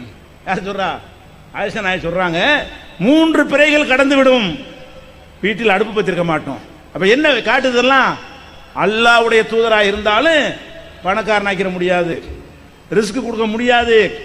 அவன் யாருக்கு பிறகு கொடுத்துடல, செல்வம் அரசாங்கம் வளர்ந்து பெரிய அளவுக்கு சக்கரவர்த்தி ஆன பிறகு வள்ளி வள்ளி கூட ஜக்காத்துங்கிற திட்டத்தை கொண்டு வந்து அதன் மூலமாக அந்த வறுமைகள்லாம் பிற்காலத்தில் அகற்றினார்களே தவிர பணக்காரனாக முடிஞ்சிச்சா? ஏழல. அப்ப நம்ம என்ன விளங்கணும்? எவன்கிட்ட போய் பார்த்தாலும் பணக்காரனா முடியாது, முடியாது. பிற மதத்தில் உள்ள கலாச்சாரம் இப்படி பிடிப்பாங்க. சாமியார் இப்படின்னு என்ன செய்வாரு, நம்ம பவர் ஏறுங்கிறாங்க. இப்படின்னா என்ன, 5 விரல் தான், வேற ஒன்றும் கிடையாது, உள்ள கை தான், இப்படியும் பாரு. என்னது, நான் ஆகான் இருப்பீங்களாம். இந்த விளையாட்டு இங்கே கிடையாது. இந்த விளையாட்டு என்ன இல்லை. ரசூலுல்லாஹ் எப்ப இப்படி சொல்லி பார்த்துருக்கிறீங்களா? வந்த அனைவருக்கும் சொன்னது, வறுமை என்ன சொன்னாங்க, இதுதான் சொன்னாங்க. கஷ்டத்தை முறையிட்ட என்ன சொன்னாங்க, பொறுமையாயிருங்க. இன்னல்லாஹ யப்சுத்து ரிஸ்க லிமன் யஷாஉ வ யக்திர். இன்னொன்று கவனிங்க, ஒரு மனிதன் வசதி அடைவதற்கு, செல்வத்தை அடைகிறதுக்கு, உலக பாக்கியங்கள் அடைப்பதற்கு இந்த உலகத்தில் செய்கிற நல்லறங்கள் காரணமே கிடையாது. நல்லா விளங்கிக்கணும். அடிப்படை விளங்கிட்டா உங்களுக்கு சரியா வந்தோம். நாம தீன்ல இருப்பது பணக்காரன் ஆவதற்கு அல்ல, இந்த தீன்ல இருப்பதற்கு எந்த கஷ்டமே வராது என்பதற்கு அல்ல. தீன்ல இருந்தாலும் கஷ்டம் வரும், வறுமை வரும். இந்த உலகத்து விஷயத்தை பொறுத்த வரைக்கும் அல்லாஹ் எப்படி வச்சிருக்கிறான், இன்னல்லாஹ யப்சுத்து ரிஸ்க லிமன் யஷாஉ வ யக்திர். நாடியவர்களுக்கு அல்லாஹ் தாராளமா கொடுப்பான், நாடியவர்களுக்கு குறைச்சு கொடுப்பான், அளவோட கொடுப்பான். நல்லவனுக்கு நிறைய கொடுத்து கெட்டவனுக்கு கம்மியா கொடுக்க மாட்டான். கெட்டவனுக்கெல்லாம் நிறைய கொடுத்து நல்லவனுக்கெல்லாம் அப்படியும் கிடையாது. இந்த ரிஸ்க் விஷயத்தை பொறுத்த வரைக்கும் நல்லவன்லையும் பாதி பேர் பணக்காரனா இருப்பான், கெட்டவன்லையும் பாதி பேர் பணக்காரனா இருப்பான். நல்லவன்லையும் பாதி பேர் ஏழையா இருப்பான், கெட்டவன்லையும் பாதி பேர் ஏழையா இருப்பான். ஒரு ஆள் பெரிய பங்களா கட்டாரு, அல்லாஹ்வுடைய நல்லடியாரா, மற்றவன் தான் கட்டுவான். ஒரு ஆள் சோத்துக்கு கஷ்டப்படுறான், கட்டுவேன், அல்லாஹ்வுடைய லானத்து பெற்றவன் அவன். அப்போ ஒருவனுடைய வறுமையோ செல்வமோ அவனுடைய ஆன்மீக அல்ல. இங்க செய்யற தொகை பணக்காரன் வர்றதுக்கா, அங்க வெற்றி பெறுவதற்கு. இங்க வைக்கிற நோம்பு செல்வம் தான் புள்ள குட்டி பெறுவதற்கா இல்ல, அங்க செத்து போக போறோம். ஒவ்வொன்றும் கையில் ரெக்கார்ட்ல வைத்துக் கொண்டிருக்கிறான். நமக்குள்ள ஒரு ரெக்கார்டு, மலக்குகள் வேற பதிவு பண்ணி கொண்டிருக்கிறார்கள், அது ஒரு ரெக்கார்டு வைத்திருக்கிறான். குள்ள இன்சானின் கழுத்துக்குள்ள ஒரு சிப்பு வச்சிருக்கேங்கிறான், எல்லாம் ரெக்கார்ட் ஆகுது. அந்த சின்ன ஒரு அதை எடுத்து என்ன செய்யுமா, அதுல இருந்து ரெக்கார்டை போட்டு காட்டுவான். மறுமையில் நிப்பாட்டலாம், இக்ரா கிதாப படிடா, நஃப்ஸிகல் யௌம அலைக ஹஸீபா, உன்னை பற்றி நீனே கணக்கெடுத்து பார், என்ன மார்க் உனக்கு போடலாம். அப்படி துல்லியமாக ரப்புல் ஆலமீன் கணக்கிட்டு கொண்டிருக்கிறான். அவனிடத்தில் தப்பித்து அழியாத என்றென்றும் சந்தோஷமா இருக்கிற ஒரு வாழ்க்கை, நினைச்சதெல்லாம் கிடைக்கும். சும்மா 50-60 வாழ்க்கை, இது ஒரு வாழ்க்கை. இது 50 வருஷம் ஆள போறீங்க, இந்த 50 வருஷம் ஒரு வாழ்க்கையா, 20 தூக்கத்துல போயிடுது. 25 வருஷம் ஒரு வாழ்க்கையா, இந்த 25 வருஷத்துல உள்ள சுகத்துக்காக வேண்டி காலாகாலமும் இருக்கிற அந்த இன்பத்தை இளைஞர் என்ன வேண்டாலும் கிடைக்குமே, நினைச்சதெல்லாம் கிடைக்கும். லஹும் ஃபீஹா மா தஸ்தஹில் அன்ஃபுஸ், அவங்க உள்ளங்கள் ஆசைப்படுவது எல்லாம் அவர்களுக்கு உண்டு. அப்ப உலகம் ஃபீஹா மா யத்தவுன், கேட்கறதெல்லாம் உண்டு. அங்க உட்கார்ந்து கொய்யா பழமா கேளு, உடனே வரும். ஆப்பிளா வரும். என்ன வேணும், நகை வேணும், 5 கிலோ வேணும், இந்தா பொம்பளைகளுக்கு நகையில ஆசை வாங்கிக்க. அப்ப என்னென்ன உங்களுக்கு பட்டு புடவையா, ஆடையா, பங்களாவா, என்னென்ன வேணுமோ. அப்ப நம்ம எதுக்கு இந்த தீன்ல இருக்கோம் என்று கேட்டால், இந்த சோதனை உலகத்தை கடந்த பிறகு ரப்புல் ஆலமீன் ஒரு உலகத்தை வைத்திருக்கிறான், விசாரணை பண்ணுவான். நம்முடைய ஒவ்வொரு நன்மைக்கும் அமையாமல் மிஸ்கால தர்ரத்தின் கைரையரா, அணு அளவு நன்மை செய்தாலும் அதை பெற்றுக்கொள்வோம். ஒமையாமல் மிஸ்கால தர்ரத்தின் ஷர்ரையரா, அணு அளவு ஷர்ரு தீமை செய்தாலும் அதையும் காண்போம். அந்த ஒரு நம்பிக்கைக்கு தான் அம்புட்டு செய்யறோம், தீன்ல இருந்துகிட்டு இருக்கிறோம். இந்த ஊர்ல அடிச்சு உதைச்ச பிறகு திருப்பி திருப்பி இன்னைக்கு வளர பாடுபட்டோம் என்றால் எதற்காக வேண்டி, என்ன ஆதாயம், அரசியல் கட்சியா உங்களெல்லாம் வச்சு ஆதாயம் காட்டி ஓட்டு வாங்குறதுக்கா, அல்ல பணக்காரன் ஆகுறதுக்கா? இதை செய்தால் அவன் கூலி, வேற ஒண்ணும் கிடையாது. இதை செய்தால் நம்மை கொண்டு 4 பேர் நேர்வழி பெற்றால் ரப்புல் ஆலமீன் கூலி தருவான். எல்லாத்துக்கும் இதான் நம்முடைய வணக்க பிரச்சாரம், தொழுகை, சேவை, இரத்த தானம், அந்த தௌஹீத் ஜமாத் உட்கார்ந்து 50 பேர் பாடுபடுறாங்க. எதுக்காக வேண்டி? ஒவ்வொரு கட்சியிலையும் பாடுபடுறாங்க, கிளை மாவட்டம். உலகத்திலே ஒரு ஆதாயம் உள்ள இருக்கும் கண்டிப்பாக. இந்த இருக்கா ஆதாயத்துக்கு பண்றாங்களா? எதுக்கு அது பண்ண வைக்குது? ஒரு ஜமாத்தில் ஒரு திட்டத்தை கையில் எடுத்தால் பம்பரமா சொல்றாங்களே, எதுக்காக வேண்டிய? தலைவன் கட்டுப்படுறதுக்காக வேண்டியா? இந்த செயலுக்கு மறுமையில் கூலி உண்டு. அப்ப மறுமையில் கூலி உண்டு நம்பக்கூடிய ஒருத்தன் பணத்துக்காக வேண்டிய ஒருத்தன் போறது, வைத்த வழி ஒருத்தன் போறது, அதுக்காக வேண்டிய இதனை செய்வானா? இருக்கட்டும், வைத்த வழி இருக்கட்டுமே, மருத்துவம் செய்ய, அல்லாட்ட போ, அவ்வளவு 2 வழி தான் இருக்கு உனக்கு. எந்த நோயா இருந்தாலும் மருத்துவம் செய்ய, அல்லாட்டு நாடி நாட்டமாகும். ரசூலுல்லாஹ்வுக்கு நோய் குணமாச்சா? வேதனைப்பட்டாங்களா இல்லையா? அவங்க கஷ்டப்படுறாங்க, கேட்கறாங்க, ரொம்ப கஷ்டப்படுறீங்களோ? இன்னி ஊவாக்கு கமா யுவாக்கு ரஜுலானி மின்கும், நீங்க 2 பேர் படுற கஷ்டத்தை ஒரு ஆள் படுறேன், நானும் கஷ்டப்படுறேன். இந்த காய்ச்சல் உங்களுக்கு இல்லை, உங்களுக்கு டபுள். இது உங்களுக்கு 102னா 200 சொல்றாங்க. நான் உங்களில் 2 பேர் படக்கூடிய கஷ்டத்தை சிரமத்தை படுகிறேன். அல்லாஹ்வுடைய ரசூல் என்பதற்காக காய்ச்சல் குறைஞ்சிச்சா? 2 மடங்கு ஆணிச்சா? அவ்வளவு வேதனை. என்ன செஞ்சாங்க? வரும் உலகத்தில் நல்ல வணக்கத்தை துன்பம் வந்து தோன்று போய் என்னத்துக்கு என்ன தவ இது அதான் வர்றது. துன்பம் வரும், துன்பத்தை சகித்தால் அதுக்கு ஒரு நன்மை. கஷ்ட அல்லாஹ் துஆ செய்யுங்க, அதுக்காக தாங்கிட்டு இருக்க சொல்லவில்லை. அழுதுக்கு கேளுங்கள், ராத்திரில எழுந்திருச்சு கேளுங்கள், புரோக்கர் வைக்காம டைரக்டர் அல்லாஹ்ட்ட கேளுங்கள். தனிமையிலே அழுது கேட்கிற பிரார்த்தனைகள் அல்லாஹ்விடத்தில் ஏற்கப்படும். கேளுங்கள். கேட்டும் அல்லாஹ் தரலன்னு சொன்னா அதை விட ஒரு நன்மையை நாடுறான். நமக்கு எது நன்மை நமக்கு தெரியாது, நம்மளோட அறிவாளி அவன். எனக்கு ஒன்றை நன்மை நான் நினைப்பேன். உங்க குழந்தைய கடத்தில் கூட்டு போறீங்க, பல பலன் ஒரு கத்தி கடையில் விற்கிது, அதை வாங்கி கேட்கும் குழந்தை, கொடுப்பீங்களா? அந்த குழந்தைக்கு அது நல்லா தெரியும். பல பலன் கத்தி விற்கிறாங்க கடையில், அதான் வேணும்னு அடம் பிடிக்குது. கத்தி தான் வேணும்னு சொன்னா கூட நீங்க வாங்கி கொடுக்க மாட்டீங்க, அதுக்கு நல்லதுன்னு தெரியுது. அந்த அறிவுக்கு அவ்வளவுதான். உங்க அறிவுக்கு சொல்லுது இது ஆபத்தில் கொண்டே முடியும். அப்ப என்ன செய்றீங்க? 20 ரூபா கத்தி வாங்கி கொடுக்கறது பதிலா 200 ரூபாய்க்கு பொம்மை வாங்கி கொடுத்துருவீங்க. காசை பார்க்கல நீங்க. அது கேட்டது 20 ரூபா கத்தி தான். 20 ரூபா கத்தி கேட்ட ஆளுக்கு 200 ரூபா பொம்மை வாங்கி கொடுத்து அமைதிப்படுத்தீங்களா இல்லையா? ஏன்? அப்ப என்ன விளங்குனே? அந்த அந்த குழந்தை நிலையில் நாம இருக்கிறோம்.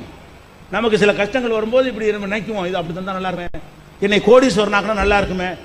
நல்லா இருக்குமே நீ நினைக்கிற, நீ அதை வச்சு நல்லா இருப்பியாண்டே அவனுக்கு தெரியணும். நீ அதை வந்த பிறகு நாசமா போயிட வேண்டாம்.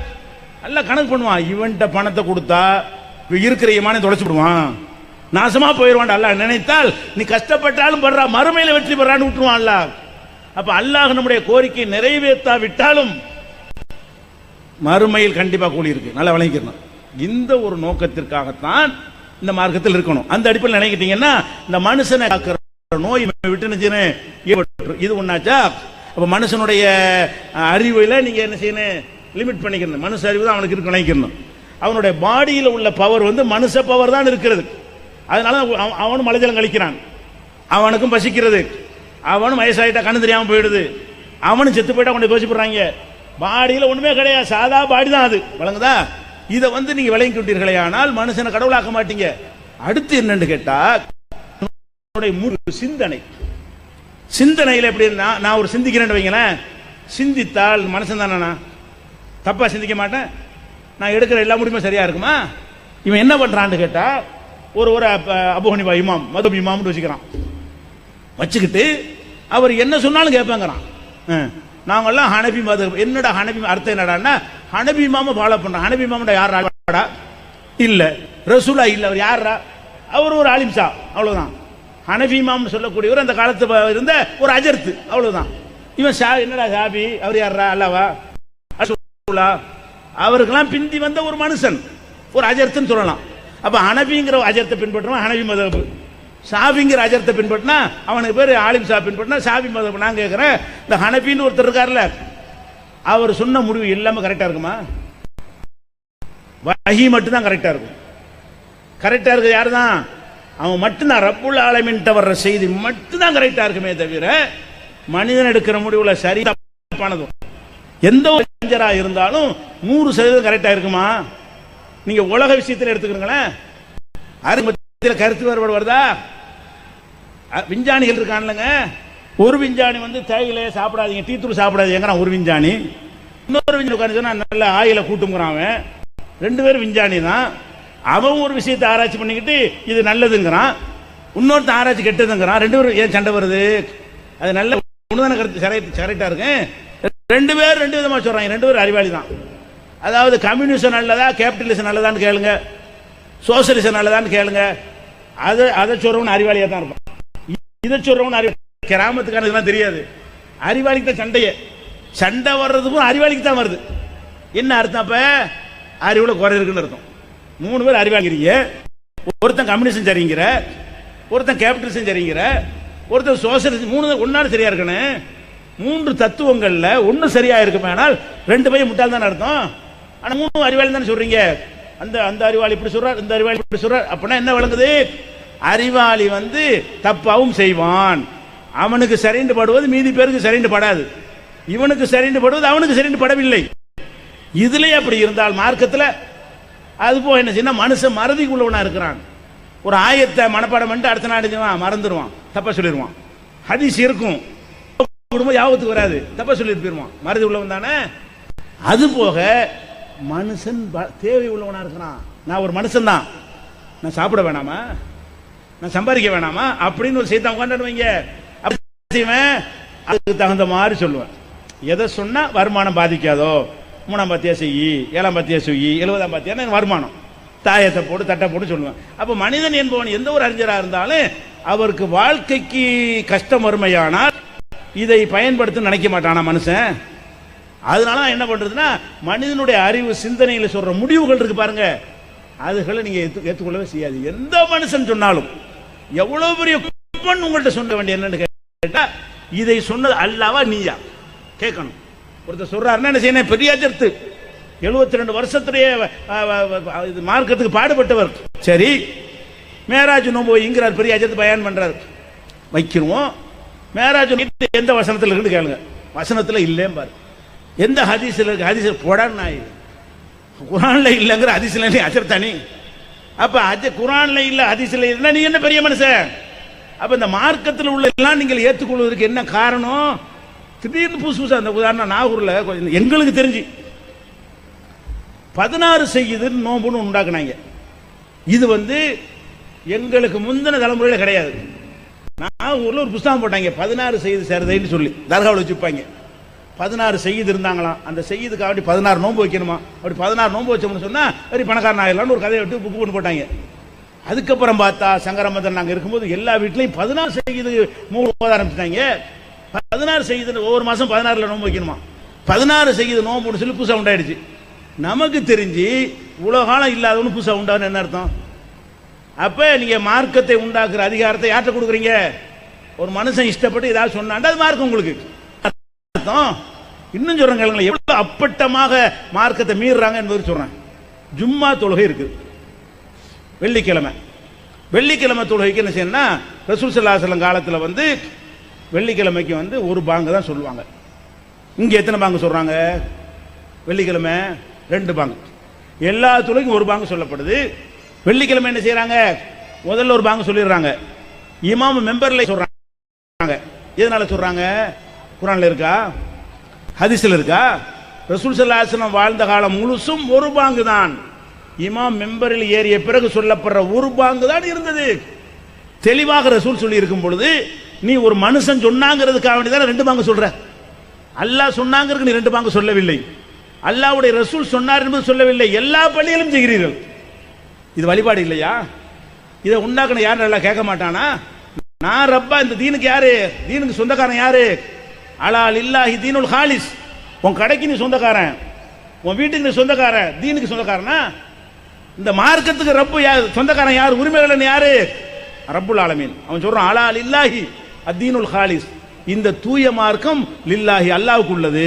மார்க்கத்துக்கு எஜமான் அல்லாஹ். என்ன செய்யணும் அவன் தான் டிசைட் பண்ணுவான், என்ன செய்யக்கூடாதுன்னு அவன் தான் முடிவு பண்ணுவான். இன்னொருத்தன் வந்துட்டு அவன் வீட்டில், நான் கேட்குறேன், உங்க வீட்டில் நான் முடிவு பண்ணலுமா? நீங்க வாசல் வச்சுக்கிட்டு இருக்கிறீங்க, நான் வேலைக்காரனை கூப்பிட்டு இந்த வாசல் அங்கிட்டு வைன்னு சொல்றேன், அவன் செய்வானா? நீங்க ஒத்துக்கிறீங்களா? நீங்க வீடு கட்டிட்டு இருக்கிறீங்க, உங்க வீடை கட்டிட்டு இருக்கும்போது நில கதவை வச்சுக்கிட்டு இருக்கிறாங்க, நான் என்ன செய்யறேன், ஜன்னலத்தி கதவுல வை, கதவத்தி ஜன்னல வைங்கிறேன். உங்க வேலைக்காரனுக்கு உங்க இடத்துல வேலை அவனை வச்சுட்டாண்டு வைங்க, நீங்க ஒத்துக்குருவீங்களா? என் வீட்டில் அதிகாரமா நீ யாருன்னு கேட்க மாட்டீங்க. அல்ல உங்க வீட்டுக்கு நான் வர்றேன், நீங்க இல்ல, உங்க வீட்டுக்காரட்டையும் உங்க அம்மாட்டையோ உங்க மனைவிட்டையோ எனக்கு இன்னைக்கு உங்க வீட்டில் மீனான வைங்கிறேன், மீன் குழம்பு வைங்கிறேன், நீ யாரா என் வீட்டில் கேட்க மாட்டீங்களா? என் வீட்டில் என்ன குழம்பு வைக்கன்னு சொல்ற நீ யாரு? ஒரு விருந்தாளியை வந்தா உங்களுக்கு என்ன பிடிக்குதுன்னு கேட்டு அது வேற விஷயம். ஒவ்வொரு வீட்டில் போய் இன்னைக்கு எல்லாரும் வாழைக்காய் சாம்பார் தான் வைக்கணும் நான் சொல்லிட்டு போறேன், வாழைக்காய் சாம்பார் வைக்க சொல்லி நீ யாரும் கேட்க மாட்டீங்க.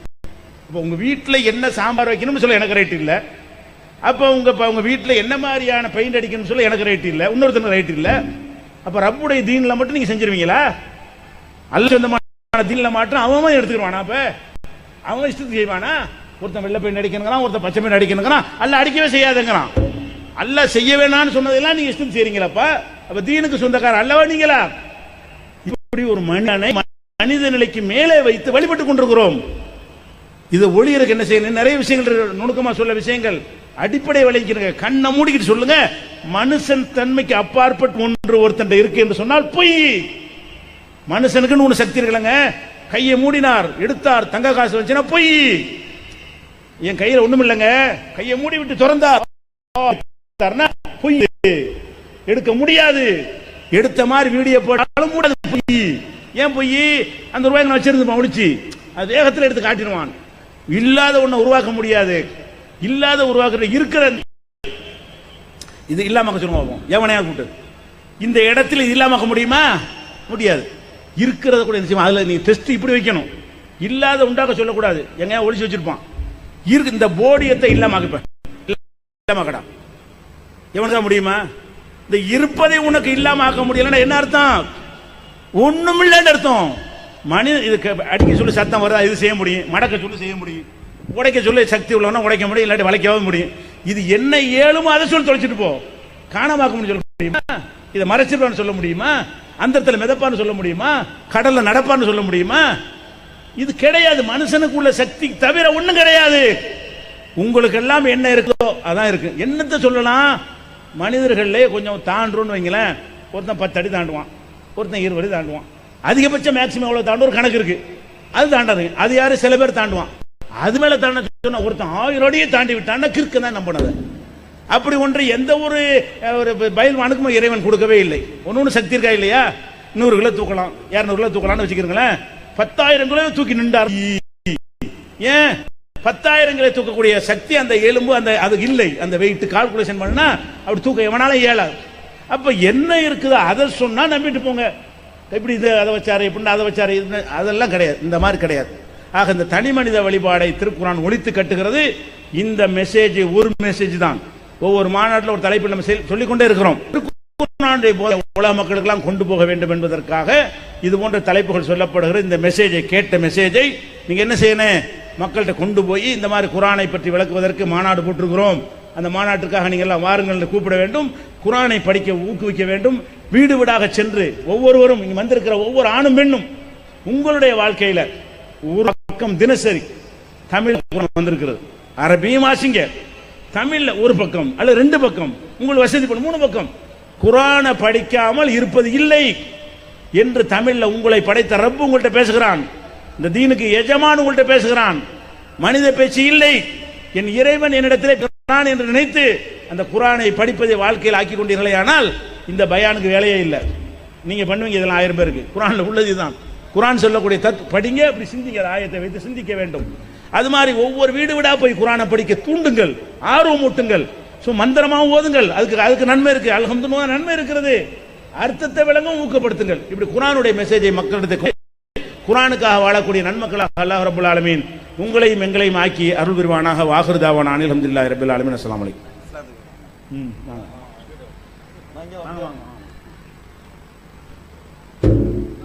ஒரு சகோதரி இஸ்லாம் மார்க்கத்துக்கு வர்றாங்களாம். எந்த ஊர்மா? நமக்கு உட்கார்ந்துக்கிறீங்களா? அப்படி நானும் உட்காந்துறோம். பக்கத்தில் வாங்க, அப்படி உட்காருங்க.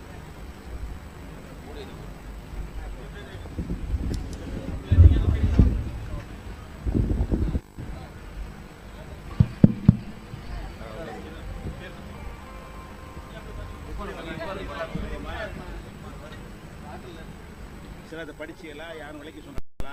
என்ன சொன்னாங்க? எனக்கு அல்லாஹ் தான் பிடிக்குது. மனசார அல்லாஹ் தவிர யாரையும் வணங்கக்கூடாது. மனுஷன் வணங்க கூடாது, கல்ல வணங்க கூடாது. எல்லாம் விட்டுட்டேங்க. எல்லாம் விட்டாச்சா? அல்லாஹ் ஒருவர் தான். அல்ஹம்துலில்லாஹ். சரி, இப்போ வந்து இஸ்லாத்துல வரும் 2 விஷயத்தை நீங்க என்ன செய்யணும்? வாயினால சொல்லி மனசால நம்பணும். சரியா? அந்த 2 விஷயத்தை சொல்றேன். என்ன சொல்லுங்க? வைக்க கிட்ட வைங்க. அஷ்ஹது, அரபில முதல்ல சொல்லுவேன், அப்புறம் தமிழ்ல சொல்லுவேன். சரியா? அஷ்ஹது அஷ்ஹது அஸ்ஹது அல்லா இலாஹ அல்லா இல்லல்லாஹு இல்லல்லாஹு வ அஷ்ஹது அஜ்ஹது அன்னன் முஹம்மதன் முஹம்மது அப்துஹு ரசூலுஹு. இப்ப தமிழ்ல. சரியா?